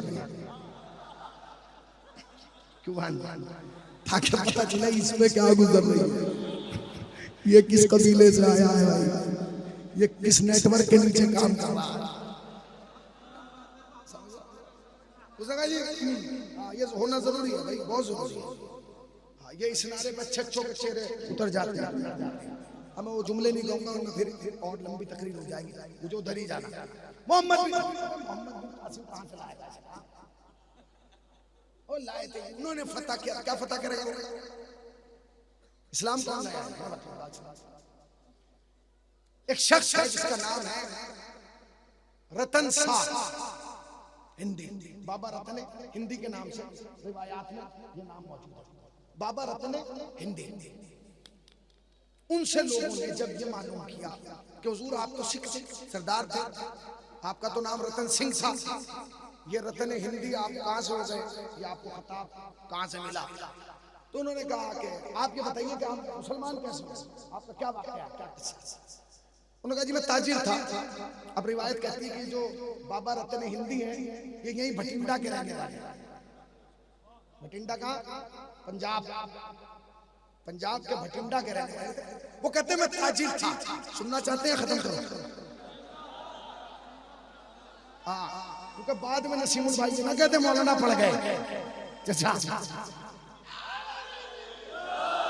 सज्जाद आप गवाही ये गवाही देंगे, मौलाना तो पूछ लिया था खत्म करें या पढ़े, ठीक है ना? तो बाबा रतन हिंदी से पूछा कि आप मुसलमान कैसे हुए? उसने कहा जी सुन, हम तो ताजिर थे, तिजारत करते थे, पूरी दुनिया में जाते थे तिजारत के लिए। एक दफा हम शाम गए तिजारत के लिए, तो शाम से मक्के चले गए, शाम से मक्के चले गए। जब हम मक्के पहुंचे तो हमने देखा कि मक्के में नहरें थी, वहां कुछ बच्चे जो है बकरियां चरा रहे थे, बकरियों को घुमा रहे थे। बकरियां कूद के, कभी नहर होती है छोटी छोटी नहरें, इधर से इधर, इधर से इधर, इधर से इधर, उन बकरियों के साथ बच्चे भी कूद रहे थे, कभी इधर, कहेंगे सारे बच्चे कूद रहे थे, एक बच्चा नहीं कूद रहा, वो अपनी जगह खड़ा। मैंने देखा कि सारे बच्चे कूद रहे हैं, बकरियां इधर जाती हैं तो सारे बच्चे कूद के इधर चले जाते हैं, बकरियां इधर जाती हैं बच्चे कूद, ये अकेला खड़ा हुआ, ये कूद नहीं रहा। कहेंगे मैं यहीं से समझ गया कि कूदने वाले और हैं, अब ताकत नहीं है, कूदने वाले और हैं, खड़े रहने वाले। अब मैं क्या करूं अगर आप कूदने को भी नहीं समझे? किसी ने कहा था हम तो पहाड़ पे ऐसे कूदते हुए चढ़े जैसे बकरियां चलती हैं। तो उसने क्या किया? रतन हिंदी है, वो बेचारा आगे बढ़ा, कहा भाई ये बच्चा ऐसे नहीं जाएगा। आया कांधों पे और कांधे पे बिठा के उसने नहर पार करा। कहने लगे जब तक मैं नहर पार कराता रहा, वो बच्चा मेरे कांधे पे बैठ के मेरे सर पे हाथ रख के कहता रहा अल्लाह तेरी उम्र बढ़ाए, अल्लाह तेरी उम्र बढ़ाए, अल्लाह तेरी उम्र बढ़ाए, अल्लाह तेरी बात खत्म। कहने लगे हम हिंदुस्तान आ गए, भटिंडा में बैठे थे, सर्दी का जमाना था, आग जली हुई थी, हम सब हाथ सेक रहे थे। हमारे दोस्तों में सेकने का रतन वो ऊपर क्या हो रहा था? अब जो मैंने देखा तो चांद दो टुकड़ों में हो रहा था, पहले अलग हुआ फिर जुड़ गया, पहले अलग हुआ जुड़ गया। ये तो आमना के लाल का एहसान समझो कि उसने चांद जोड़ दिया था, वरना दुनिया में 2 ही चांद होते। ठीक है ना? उसने कहा जी ठीक है, कहेंगे बात चली खत्म हो गई। कुछ दिनों के बाद कुछ ताजिर जो है वो मक्के से हिंदुस्तान आए, जब वो भटिंडा आए तो बातें हो रही थी कि दुनिया में क्या क्या हो रहा है। तो वहां बातों में हमने तस्करा किया क्या अभी कुछ दिनों पहले का वाक़या, चांद 2 टुकड़े हुआ था। उसने कहा चांद 2 टुकड़े तुम्हें भी नजर आया? उसने कहा हमें भी नजर आया। कहने को पता कौन उसने किया? हमारे शहर में एक आदमी है जिसका नाम मोहम्मद है। का फिर का उसने नबूवत का दावा किया था। तो फिर क्या हुआ? कहने के लोगों ने उससे पूछा अगर तू नबी है तो उंगली के इशारा कर चांद 2 टुकड़े हो जाएगा। उसने कहा ये कौन सी बात है, मैंने बनवाया है। हाँ बैठे हैं भाई, तो लफ्ज़ समझो ना, मजलिस तो हो चुकी ना, अब तो बात इशारों में। कहने के मैं इशारा करता हूँ। उसने कहा अच्छा, कहने के वही है मक्के में है वो लड़का, उसने नबूवत का दावा किया चांद के टुकड़े। कहने के फिर क्या हुआ? कहने के होना क्या था, जिन्होंने मानना था वो चांद के 2 टुकड़े होने से पहले भी मान चुके थे, जिन्होंने नहीं मानना था। मैंने कहा बेटे क्या कह रहा हूं भाई, जिन्होंने नहीं मानना था वो चाहे चांद के 30 टुकड़े। रतन हिंदी ने कहा भाई चलो सामान्य सफर बांधो। उसने कहा तो तिजारत का मौसम भी नहीं ठंडा है।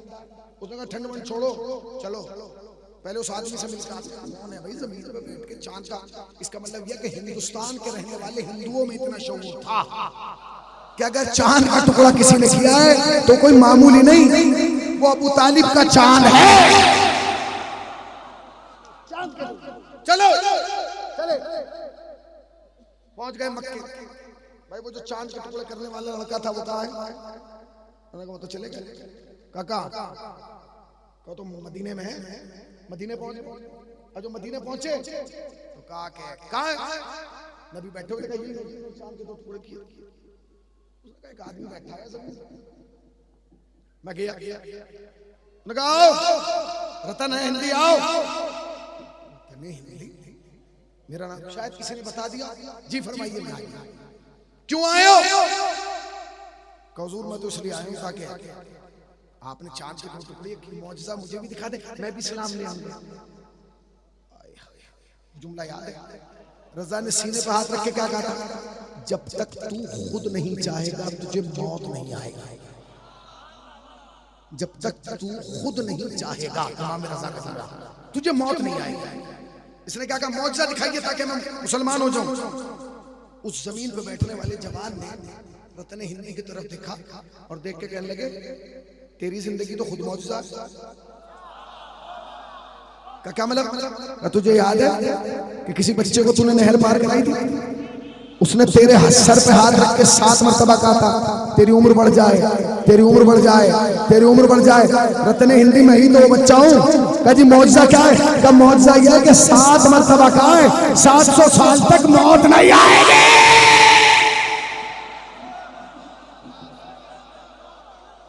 700 साल तक सलामत एक बिखर कर मिलके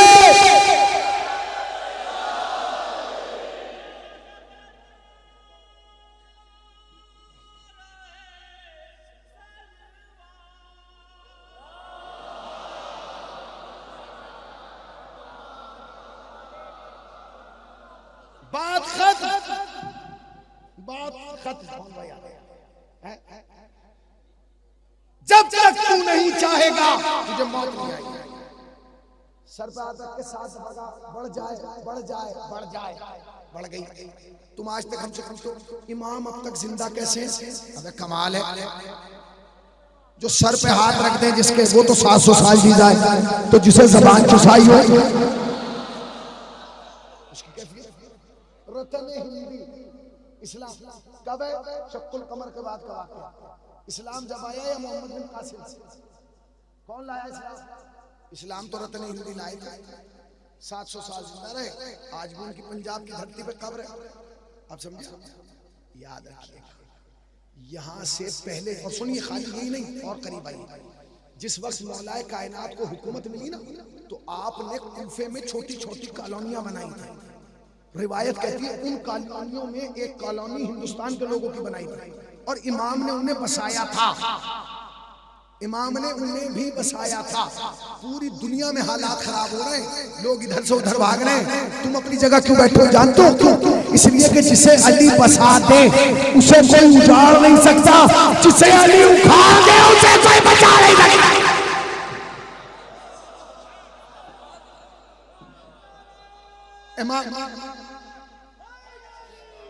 बात खत्म हो गई, बात खत्म हो गई, दामन वक्त में गुंजाइश नहीं, जल्दी जल्दी 2-4 मिनट हमारी इस्तेमाल।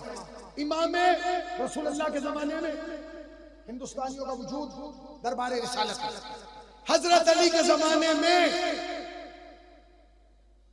हिंदुस्तानियों का वजूद हजरत अली के दरबार, इमाम जाफर सादिक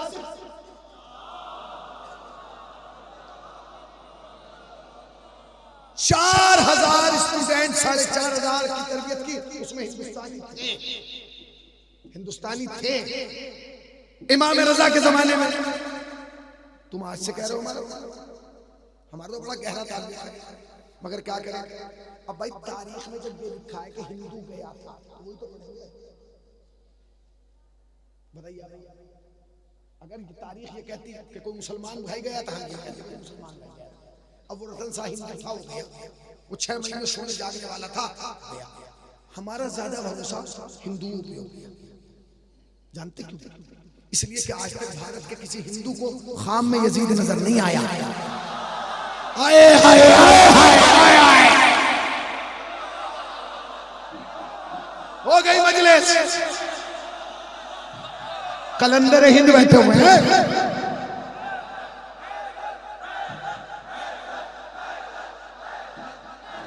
मौलाना समर साहब कलंदर हिंद है। अच्छा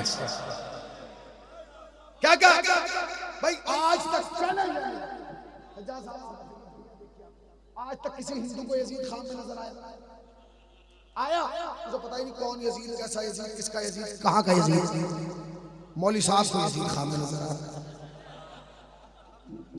अच्छा अब मैं ये पूछ रहा हूँ, आप सबको ख्वाब नजर आते, आप बयान करते हैं, ख्वाब देख लेते हैं, एक तो तुझे ख्वाब में यजीद नजर आया, पहला तो मसला ये कि जैसा आदमी होता है वैसा ख्वाब नजर आता है।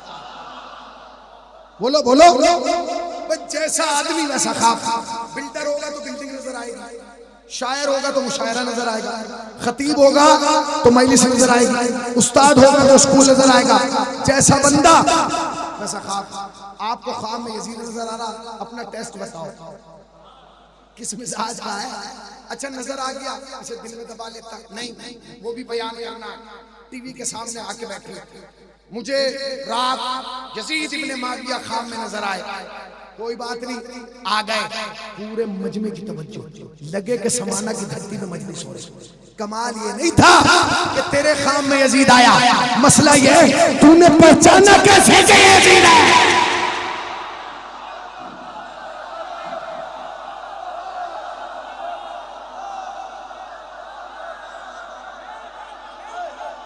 जियो भांजे,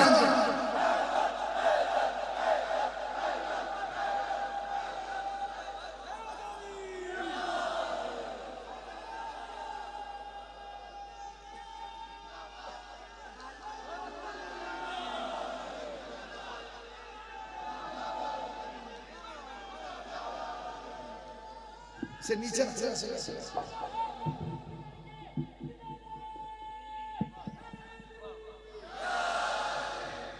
नस्ल हिंदा के नजिस बेटे लड़े हुज्जत से, नस्ल हिंदा के नजिस बेटे लड़े हुज्जत से।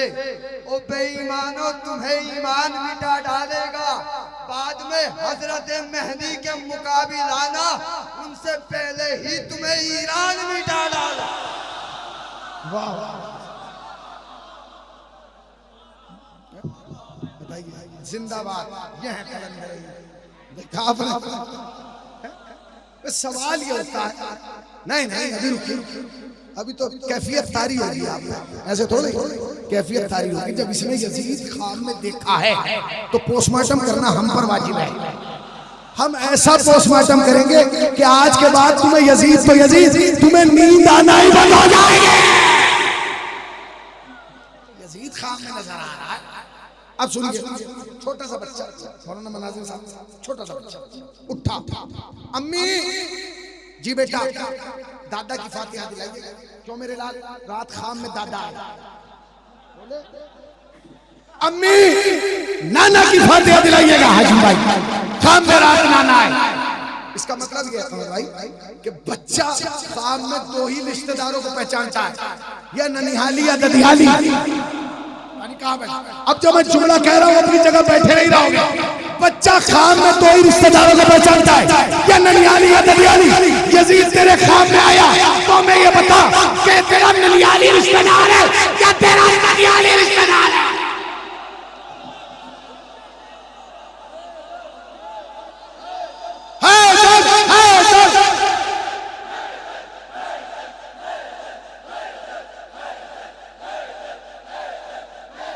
हो गई मजलिस, हो गई।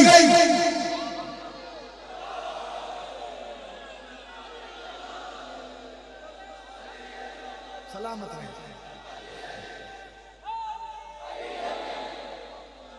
आपको यहां होना चाहिए। अली अली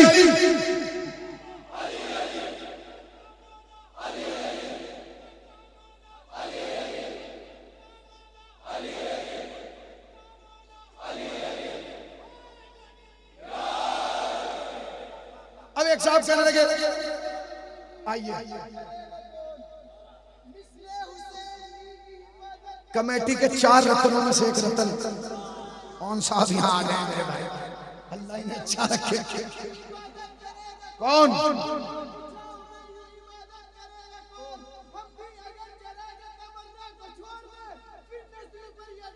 लानत करेगा का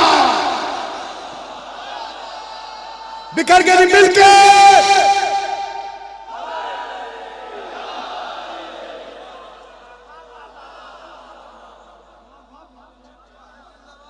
अब ये कौन भाई जो वहां से यहां तक चल के आई, ये पूछना है कि आपको क्या प्रॉब्लम है। उसका ननिहाली रिश्तेदार या ददियाली, आप पूछ के क्या करेंगे? भैया मुझे पूछना जरूरी है, क्योंकि मेरी कौम अब तक कंफर्म नहीं कर पाई कि हमें इसकी ननिहाल पे लानत भेजना है या ददियाल पे लानत भेजना है। तो हम डिस्टर्ब हैं भाई।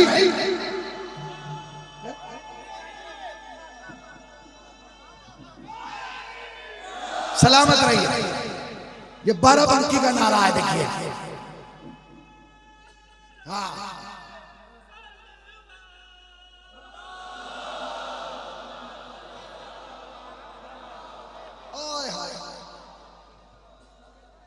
आ जाइए।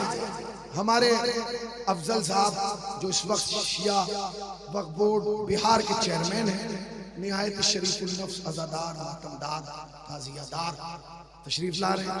ये हम इनका कमेटी की जानिब से और आप सब की जानिब से जो है वो इन्हें खुशामदीद बोलते हैं। बहुत बड़ी शख्सियत है, अल्लाह इन्हें अच्छा रखे। अज़ादार हैं, मातमदार हैं, और आप सबको कन्फर्म ना होगा ननिहाल बनाना भेजना है, कंफर्म हो तेरा ननिहाली रिश्तेदार है या ददियाली, क्योंकि जिस तरफ की तू बताएगा उस पोजीशन से हम समझ लेंगे कि तेरा नाना कैसा है, मामू कैसा है, खालू कैसा है, फूफा कैसा है। अब उसने क्या याद रखिएगा, अली का दुश्मन चालाक हो सकता है, अक्लमंद नहीं हो सकता। पता नहीं कहां बैठे। अली का दुश्मन चालाक हो सकता है, अक्लमंद नहीं हो सकता, क्योंकि जैसे अली से दुश्मनी आती है सबसे पहले अकल जाती है। पता नहीं कहां बैठे हैं। यही वजह है 9 लाख में चालाक तो सब थे, अक्लमंद एक था, वो निकल के इधर आ गया। 9 लाख में चालाक सब थे, अक्लमंद एक था, वो निकल के इधर आ गया। मैंने रात, अच्छा इतनी बात, किसी से आपको कर्ज उधार लेना हो, आपने किसी को उधार दिया, एक तो उधार का मसला बहुत बुरा है। अगर किसी से आपको ताल्लुकात खत्म करना हो, दोस्ती पर लानत भेजना हो, उधार मांग लीजिए। और अगर और जल्दी बिगाड़ना है तो उधार देकर फिर वापस मांग लीजिए। और देखिए मामले खत्म, कहानी खत्म। ठीक है। अब ये इसने कहा रात मेरे खाम में यजीद ने माविया आए, चलो भाई आ गया, कोई और बात पूछ। मैंने आपसे पूछा, अच्छा अब आदमी खाम में आया, पहली मर्तबा यजीद तेरे खाम में आया, सब कुछ पूछ, अब्बा कैसे हैं, दादा कैसे हैं, आप कहां से आ रहे हैं, सवाल ही तेरे दिमाग में एक आया, क्या आपने हुसैन रजी अल्लाह को कत्ल किया? नहीं। अब ये समझा के बच गया। इसे ये नहीं पता कि कातिल हुसैन के लिए अल्लाह ने टोकर भर भर के लानत रखी है। टोकरे समझ रहे हैं ना? हाँ, मैं तो जापान में खिताब कर रहा हूं, टोकरे समझ, हाँ वो कह रहे हैं छबड़े, थाल भर भर के लाने, जहां जाएगा पीछे। अब दूसरा जुमला सुनो, क्या आपने हुसैन रजी अल्लाह को? नहीं। चलो फिर दूसरा सवाल, आप कहां हैं? मैं तो जन्नत में। चलो यहां भी बच गया। अब ये समझा कि मामला क्लियर हो गया, मगर फिर अल्लाह ने कहा हुसैन तेरा दुश्मन नहीं बचेगा। अगर खाम में यजीद आया है नजर तो खादी में जलील होगा। कहने लगा कि आप कहां हैं? कहने मैं जन्नत में हूं। भाई यहां तक रुक जाता है, अगला जुमला जो कहा वहीं फंस गया। कहने लगा मैं जन्नत में हूं, अल्लाह ने मुझे माफ कर दिया। भाई यही तो मसला है, अगर मुजरिम नहीं था माफ क्यों किया? यानी कहां बैठे हैं भाई?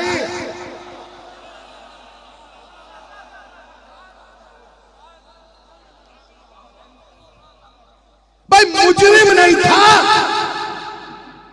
कोई और खुद बता, मुजरिम नहीं था माफ क्यों? मसलन मिसाल के तौर पे देखिए, दो चीजें समाना है। जो ऐसे ही मैं समाना में दाखिल हुआ, एक सामने आया, कौन भाई से राजी हो जाए?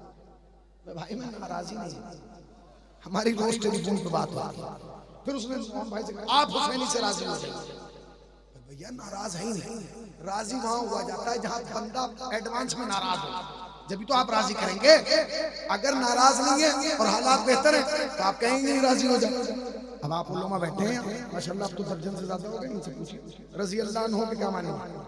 रजी अल्लाह अन्हु का मतलब है अल्लाह इनसे राजी हो जाए, अल्लाह इनसे राजी हो जाए, अल्लाह इनसे राजी हो जाए, अल्लाह इनसे सलावत पढ़े और मोहम्मद वाले मोहम्मद, एक और सलावत पढ़ देंगे मोहम्मद वाले वाले।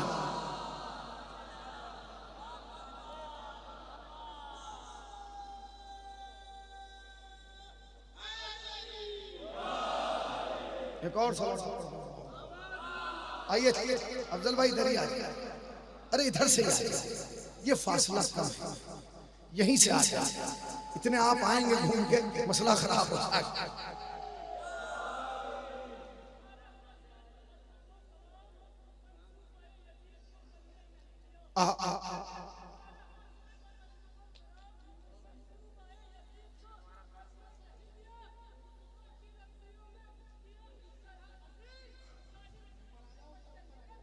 मूसा भाई बिखर के नहीं मिल के, ठीक है ना? अब ये बैठ जाए, मैं एक नुक्ता पढ़ूंगा मैं, तो कहां कहा जाता है राजी हो जाओ, जहां बंदा नाराज हो। अगर नाराज नहीं है कभी कहेगा नहीं कि राजी हो जाओ, और अगर आपने भूल से कह दिया इनसे 2-3 दफा कह दिया, अगर लोग जब नाराज ही नहीं, अब आप कह रहे हैं रजी अल्लाह राजी हो जाए, अल्लाह राजी हो जाए, अल्लाह राजी हो जाए, हमारा तो मसला ही खत्म हो गया। हमें अब किताब पढ़ने की जरूरत ही नहीं, हमें तारीख पर गौर करने की जरूरत नहीं, हम तो ये देखेंगे तारीख में कि रजी अल्लाह किस किस के सामने। इसका मतलब यह है कि जिसके सामने भी रजी अल्लाह लगा होगा हम समझ जाएंगे अल्लाह इससे भी नाराज है, इससे भी नाराज है, इससे भी नाराज।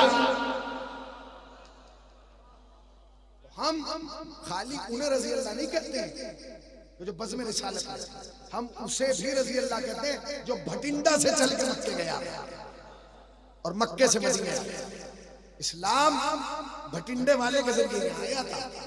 और याद रखो जिसका एहसान होता है एहसान मानते हैं, क्योंकि हमारे यहाँ बच्चे माँ को बचपन ही में बच्चे को माँ सिखा देती है कि बेटे सबको नहीं मानना, हर भागने दौड़ने कूदने फांगने वाले को नहीं मानना, तुम्हारे यहाँ मानने वाले की कसौटी है, और वो कसौटी है ऐसी है कि जिसको मानना वो ऐसा हो कि अब्र हिलाली हो रंग बिलाली हो, कामिलुल ईमान हो नाम जनाबे सलमान हो, माल हो तो बेज़र, इल्म हो तो अबूज़र, अर्श पे हो तो तारे, फर्श पे हो तो हिदायत के मीनारे, कुरान के साथ हो तो कुरान के के पारे अहले बैत के साथ हो तो सारे हमारे। खत्म हो गई।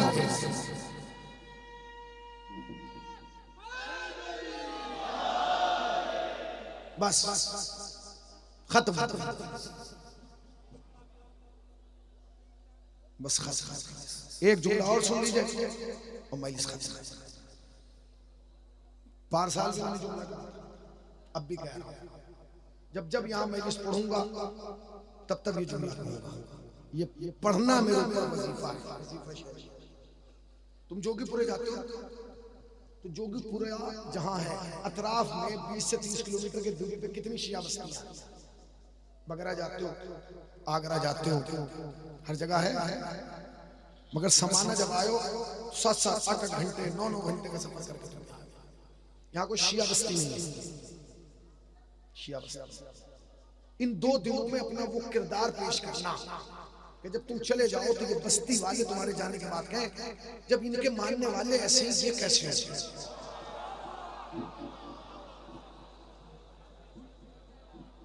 इसलिए कि इतिहास रच दिया है मेरे भाइयों ने। अल्लाह इस कमेटी को सलामत रखे, अल्लाह इनके जज्बे को सलामत रखे। 6 महीने से इन्होंने सिर्फ आपके ज़हनों में एक ही तारीख 19-20 19-20 19-20 19-20 एक माहौल बन गया। हर आदमी जाना है। पहले तो हजरत हुज्जतुल इस्लाम मुस्लिमीन मौलाना अली रज़ा रिज़वी साहब से बुलाने के लिए इन्होंने कितनी जहमतें की हैं। मैं उसका शाहिद हूँ। मुझे मालूम है कि इन्होंने आखिरी वक्त तक कोशिश की है मगर वीजा नहीं मिल पाई। उन्होंने बल्कि फिर फोन किया और मना किया कि नहीं मौलाना मेरी तरफ से माजरत कर लीजिए। कोई जगह इन्होंने नहीं छोड़ी कि जहाँ के जरिए इन्होंने कोशिश ना की। उसके अलावा यहाँ इतना बड़ा मजमा आया, तुम आयो, तुम्हारे लिए खड़े, कौन साहब खड़े हैं, जॉन साहब खड़े हैं, बास साहब खड़े हैं, मैं खड़ा हूँ, आप खाना। आज इतिहास रचा गया है भाई। यहाँ के सरदारों ने अपने दरवाजे खोल दिए अज़ादारों के। यहाँ के सरदारों ने या तो सन 47 में यहाँ शियत का ये जज्बा और ये जोश और ये बलबला देखने को मिला। जाइए आप इन गलियों से गुजरिए, आपको ऐसा नहीं लगेगा, आपको ऐसा लगेगा जब नौगानों में टहल रहे।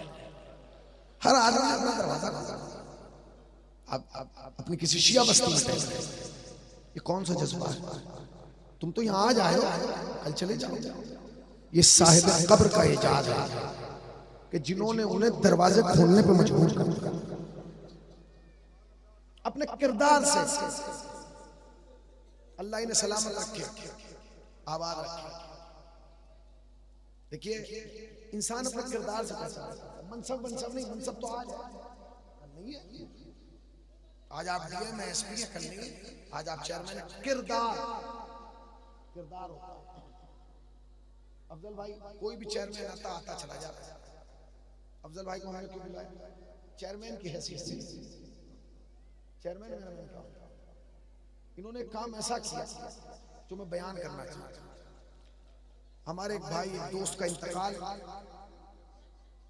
नेपाल में 3 दिन जनाजा कमरे में रखा था। कमरे में गया, सोया, दिमाग की नस फट गई, इंतकाल हो गया। 3 दिन के बाद पता चला, चौथे दिन वो जनाजा वहां से लाया गया। इन्होंने लोगों को जमा किया, वहां कोई अपना नहीं था। गुस्ल दिया, कफन दिया और दफन करा दिया। एक परदेसी को दफन कराया। ये एहसान है, कौम पे एहसान है, हम पे एहसान है। जब तक हम जिंदा रहेंगे इसका एहसान को नहीं भूलेंगे। इसलिए कि जब कोई परदेसी को दफन करता है,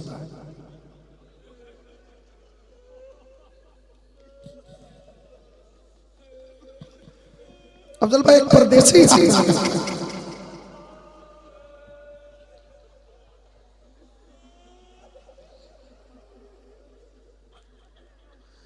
सच बता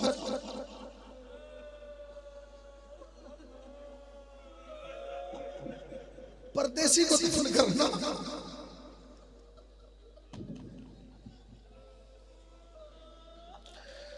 और अगर परदेसी ऐसा हो तो उसे दफन होने का बड़ा अरमान हो।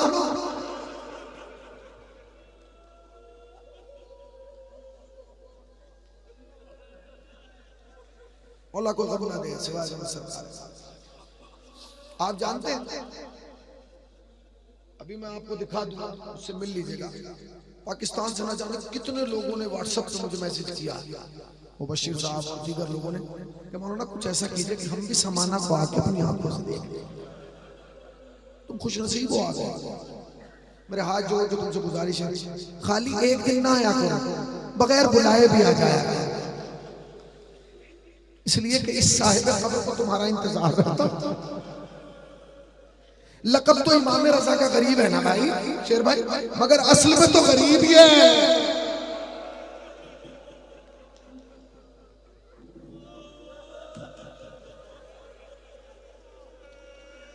मौला तुम्हें कोई गम ना दे सिवाय गम इससे का।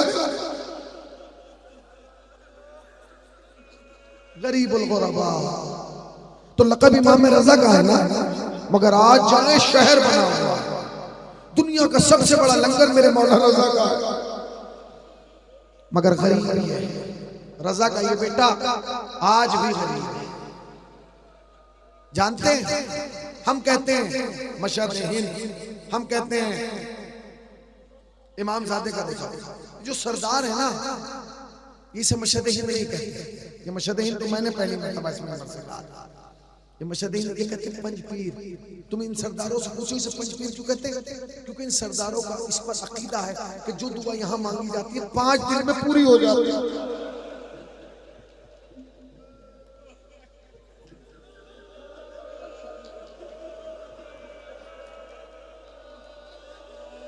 भाई बड़ा इंतजाम किया है।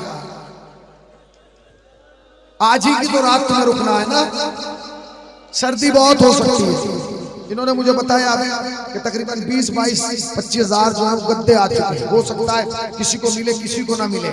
याद रखना, इंतजाम में कमी हो सकती है, नीयत में कमी नहीं हो सकती। आज की रात ये सोच के जाग लेना कि हमारे घर में कोई मौत हुई है, हम बैठे हुए हैं, मगर अल्लाह के वास्ते साहिब कब्र को तन्हा छोड़ के न जाना। ये परदेसी आए, बड़ी दूर दूर से आए, तुम तो टहल भी लेते हो। मेरी माँ बहने छोटे छोटे बच्चों को लिए गोदी में बैठे। अच्छा तुम यहाँ आए हो, खाने का एहतमाम किया गया, लंगर चल रहा है, पानी पिलाया जा रहा है, बच्चों का चूट बट रहा है, तुम्हारे बैठने के लिए गद्दे हैं, तुम्हारे ओढ़नों के लिए कंबल है। क्यों? क्योंकि कमेटी वालों को एहसास है खाली ये गरीब नहीं है, आज हम भी गरीब हैं। आज की रात गुर्बत में गुजार के देखो तो पता चले गरीब होता कैसे, कैसा होता है, तुम्हें एहसास हो जाए गरीब होता कैसा। गरीब किसे कहते हैं? जिसे पैसा हो उसे गरीब नहीं कहते। फलन एक आदमी के पास पैसा है, पैसा नहीं है, उसे गरीब नहीं कहते। गरीब उसे कहते हैं जो गरीबुल वतन होता है, वतन से दूर होता है, अपनी बहनों से दूर होता है, अपने भाइयों से दूर होता है, अपने रिश्तेदारों से दूर होता है, अपने अजीजों से दूर होता है, अपने कुनबे से दूर होता है। सच बताओ कितनी दूर है ये, कितनी दूर। अल्लाह इन्हें सलामत रखे, इनकी खिदमत को कबूल करे। जानते हो मैं एक जुमला सुना, कितना अरमान था इमाम को, कितना अरमान था, कितना अरमान था इमाम को दफन होने का। रिवायत कहती है कल जाएंगे, मौलाना बैठे हुए हैं, साकिनी वालों की जानिब से जो है वो काफिला बनी असद का नजारा पेश किया जाएगा, मंजर कशी होगी, मौलाना मसाइब पढ़ेंगे, जाइए मंजर कशी की। जानते हो कितना अरमान था हुसैन के दिन में दफन होने का? सुनो कितना अरमान। जब हुसैन ने करबला में खेमे लगाए ना, सबसे पहले बनी असद के मर्दों को बुलाया। बनी असद के मर्दों, जब आज से कुछ दिनों के बाद तुम यहाँ आओगे ना,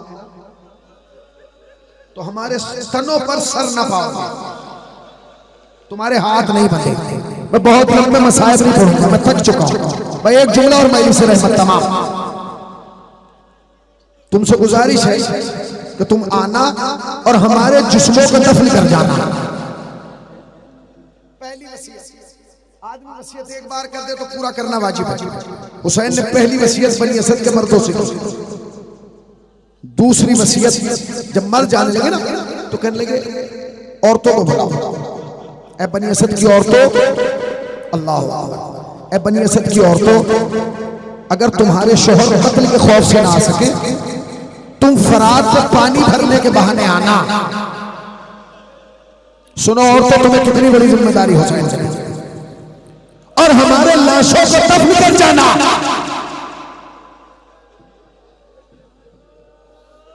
दूसरी वसीयत, पहले मर्दों से फिर औरतों से। हुसैन को सब्र नहीं आया, फिर औरतों से कहते हैं, बनी असद की औरतों, अपने बच्चों को भेज दो।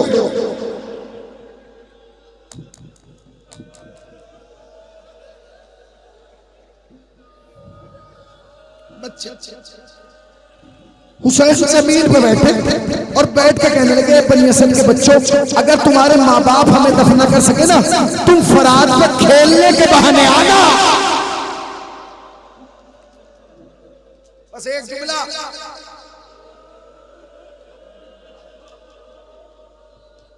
और मजलिस रहमत तमाम, एक जुमला बस, अब मातम कर लीजिएगा, जैसे चाहे मातम कर लीजिएगा, बस एक जुमला सुन लीजिए और मजलिस तमाम।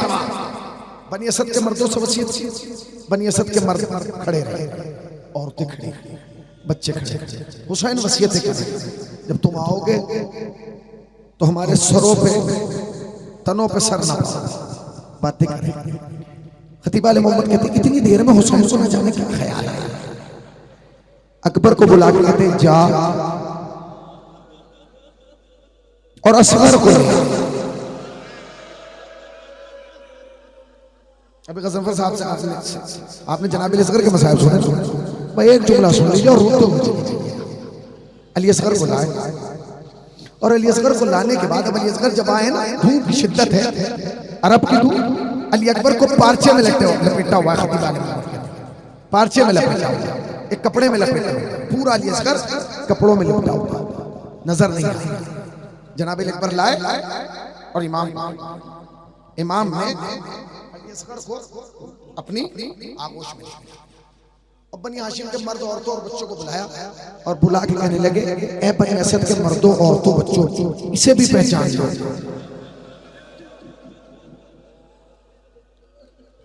मैं एक जुमला है, जैसे चाहे सुन ले, मेरी माओ बहनों, जैसे चाहे सुन लेना, एक ही जुमला है, इसे भी पहचान लो। खतीब साहब, इसे सिर्फ दफन करना है।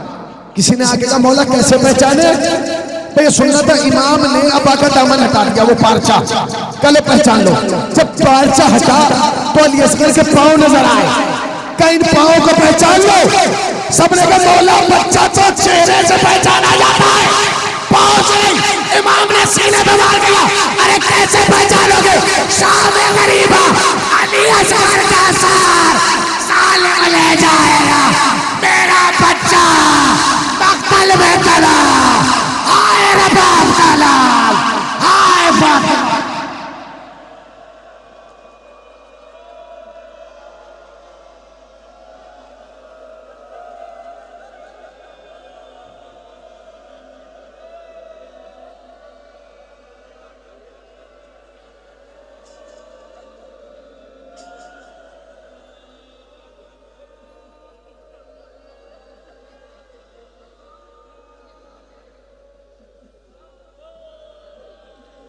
बस दुआ के लम्हात, दुआ कीजिएगा, परवरदिगार आलम रजा के बेटे की बारगाह में बैठा, हाथों को उठाओ, मांगने में ना शर्माना। बहुत बड़े आदमी होते हैं, करोड़पति हो, अरबपति हो, यहाँ ये सोच के बैठना कि इमामजादे के सामने भीख मांगने बैठे। बेघर हो तो घर मांग लो, बेदर हो तो घर मांग लो, बे औलाद हो तो औलाद मांग लो, बीमार हो तो सेहत मांग लो। ये रजा का दरबार। एक बच्चा जिसकी उम्र 3 साल है, उसका नाम हादी अब्बास रिजवी है, बीमार है, खुदाया उसे शिफाए कामिला और सेहत आजिला है। मेरे अल्लाह, जितने लोग इस वक्त मेरी सरदा में बैठे हैं, माए बहने, जवान, बूढ़े, बच्चे, इन सबको साल के अंदर अंदर ज़ियारत करबला मोहल्ला से मुशर्रफ। मेरे अल्लाह, इन्हें अपने अलावा किसी दूसरे के मोहताज करार ना देना। इनके ऊपर हाथों पर अपनी रहमतें, बरकतें, नेमतें, मग़फ़िरत नाज़िल फरमा। मेरे अल्लाह, ये जितने बैठे हैं ना, इन्हें मांगने का तरीका नहीं आता, तुझे अता का सलीका आता है। मेरे अल्लाह इनकी तमाम नेक दिली ख्वाहिशात को पूरा फरमा। याद रखना, जब फर्श अज़ा पे बैठ के दुआ करते हो ना, दुआ तुम कहते हो आमीन, सकीना कहती है। सकीना जिस दुआ पर आमीन कहते नामुमकिन है। और ये तो तुम यहाँ बैठो, यकीन से बैठो, खुदा की कसम यहाँ से जाओगे 5 दिन में तुम्हारी दुआ पूरी होगी। अगर तुम अकीदा भाई जो सरदारों को 5 दिन में दे रहा है, अपने नस्ल को नहीं देगा। तुम तो जैदी हो, नकवी हो, काज़मी हो, रिजवी हो, शिया हो, अज़ादार हो, मातमज़ार हो, चाहने वाले खाली नहीं जाओगे। मेरे अल्लाह कोई गम ना देना सिवाय सरकार इस जिक्र को हमारी नस्लों में मुस्तकिल कर दे। मेरे अल्लाह जब तक जिंदा रहे जिक्र अहले बैत करते रहे, जिक्र अहले बैत सुनते रहे। मेरे अल्लाह तुझे वास्ता मोहम्मद और आले मोहम्मद का, इस कमेटी के तमाम तर मकासद को पूरा फरमा। इन चारों को और इनके साथ जितने लोग लगे हैं मेरे अल्लाह इनकी तौफीकात में इजाफा कर। मेरे अल्लाह तुझे वास्ता मोहम्मद और आले मोहम्मद का, जितने लोग इन 2 दिन में जाकिरी करेंगे, मेरे अल्लाह उनकी जाकिरी को और जो सामीन है उनकी हाजिरी को दोनों को कबूल फरमा। फर्श अज़ा में बैठे हो, जितनी ताकत हो उतनी ताकत से मेरे अल्लाह कुछ नहीं चाहते, बस इतना चाहते हैं जब कब्र की पहली रात हो शफाअत के लिए हुसैन आ जाए। मेरे अल्लाह जब तक ना उठाना, जब तक हमारे आमाल से ईमान राज़ी ना हो जाए। उठाना तो इस कैफियत से उसमें उठाना कि हाथ में दाम नहीं। मेरे अल्लाह हमारे गुनाहों को गुनाहों को गुनाहों को गुनाहों को आक़िबत बखैर कर दे, आक़िबत बखैर कर। मेरे अल्लाह इस फर्श अज़ा, इस दरगाह, इन अज़ादारों के हकीकी वारिस हज़रत हुज्जत के ज़ुहूर में ताजील फरमा।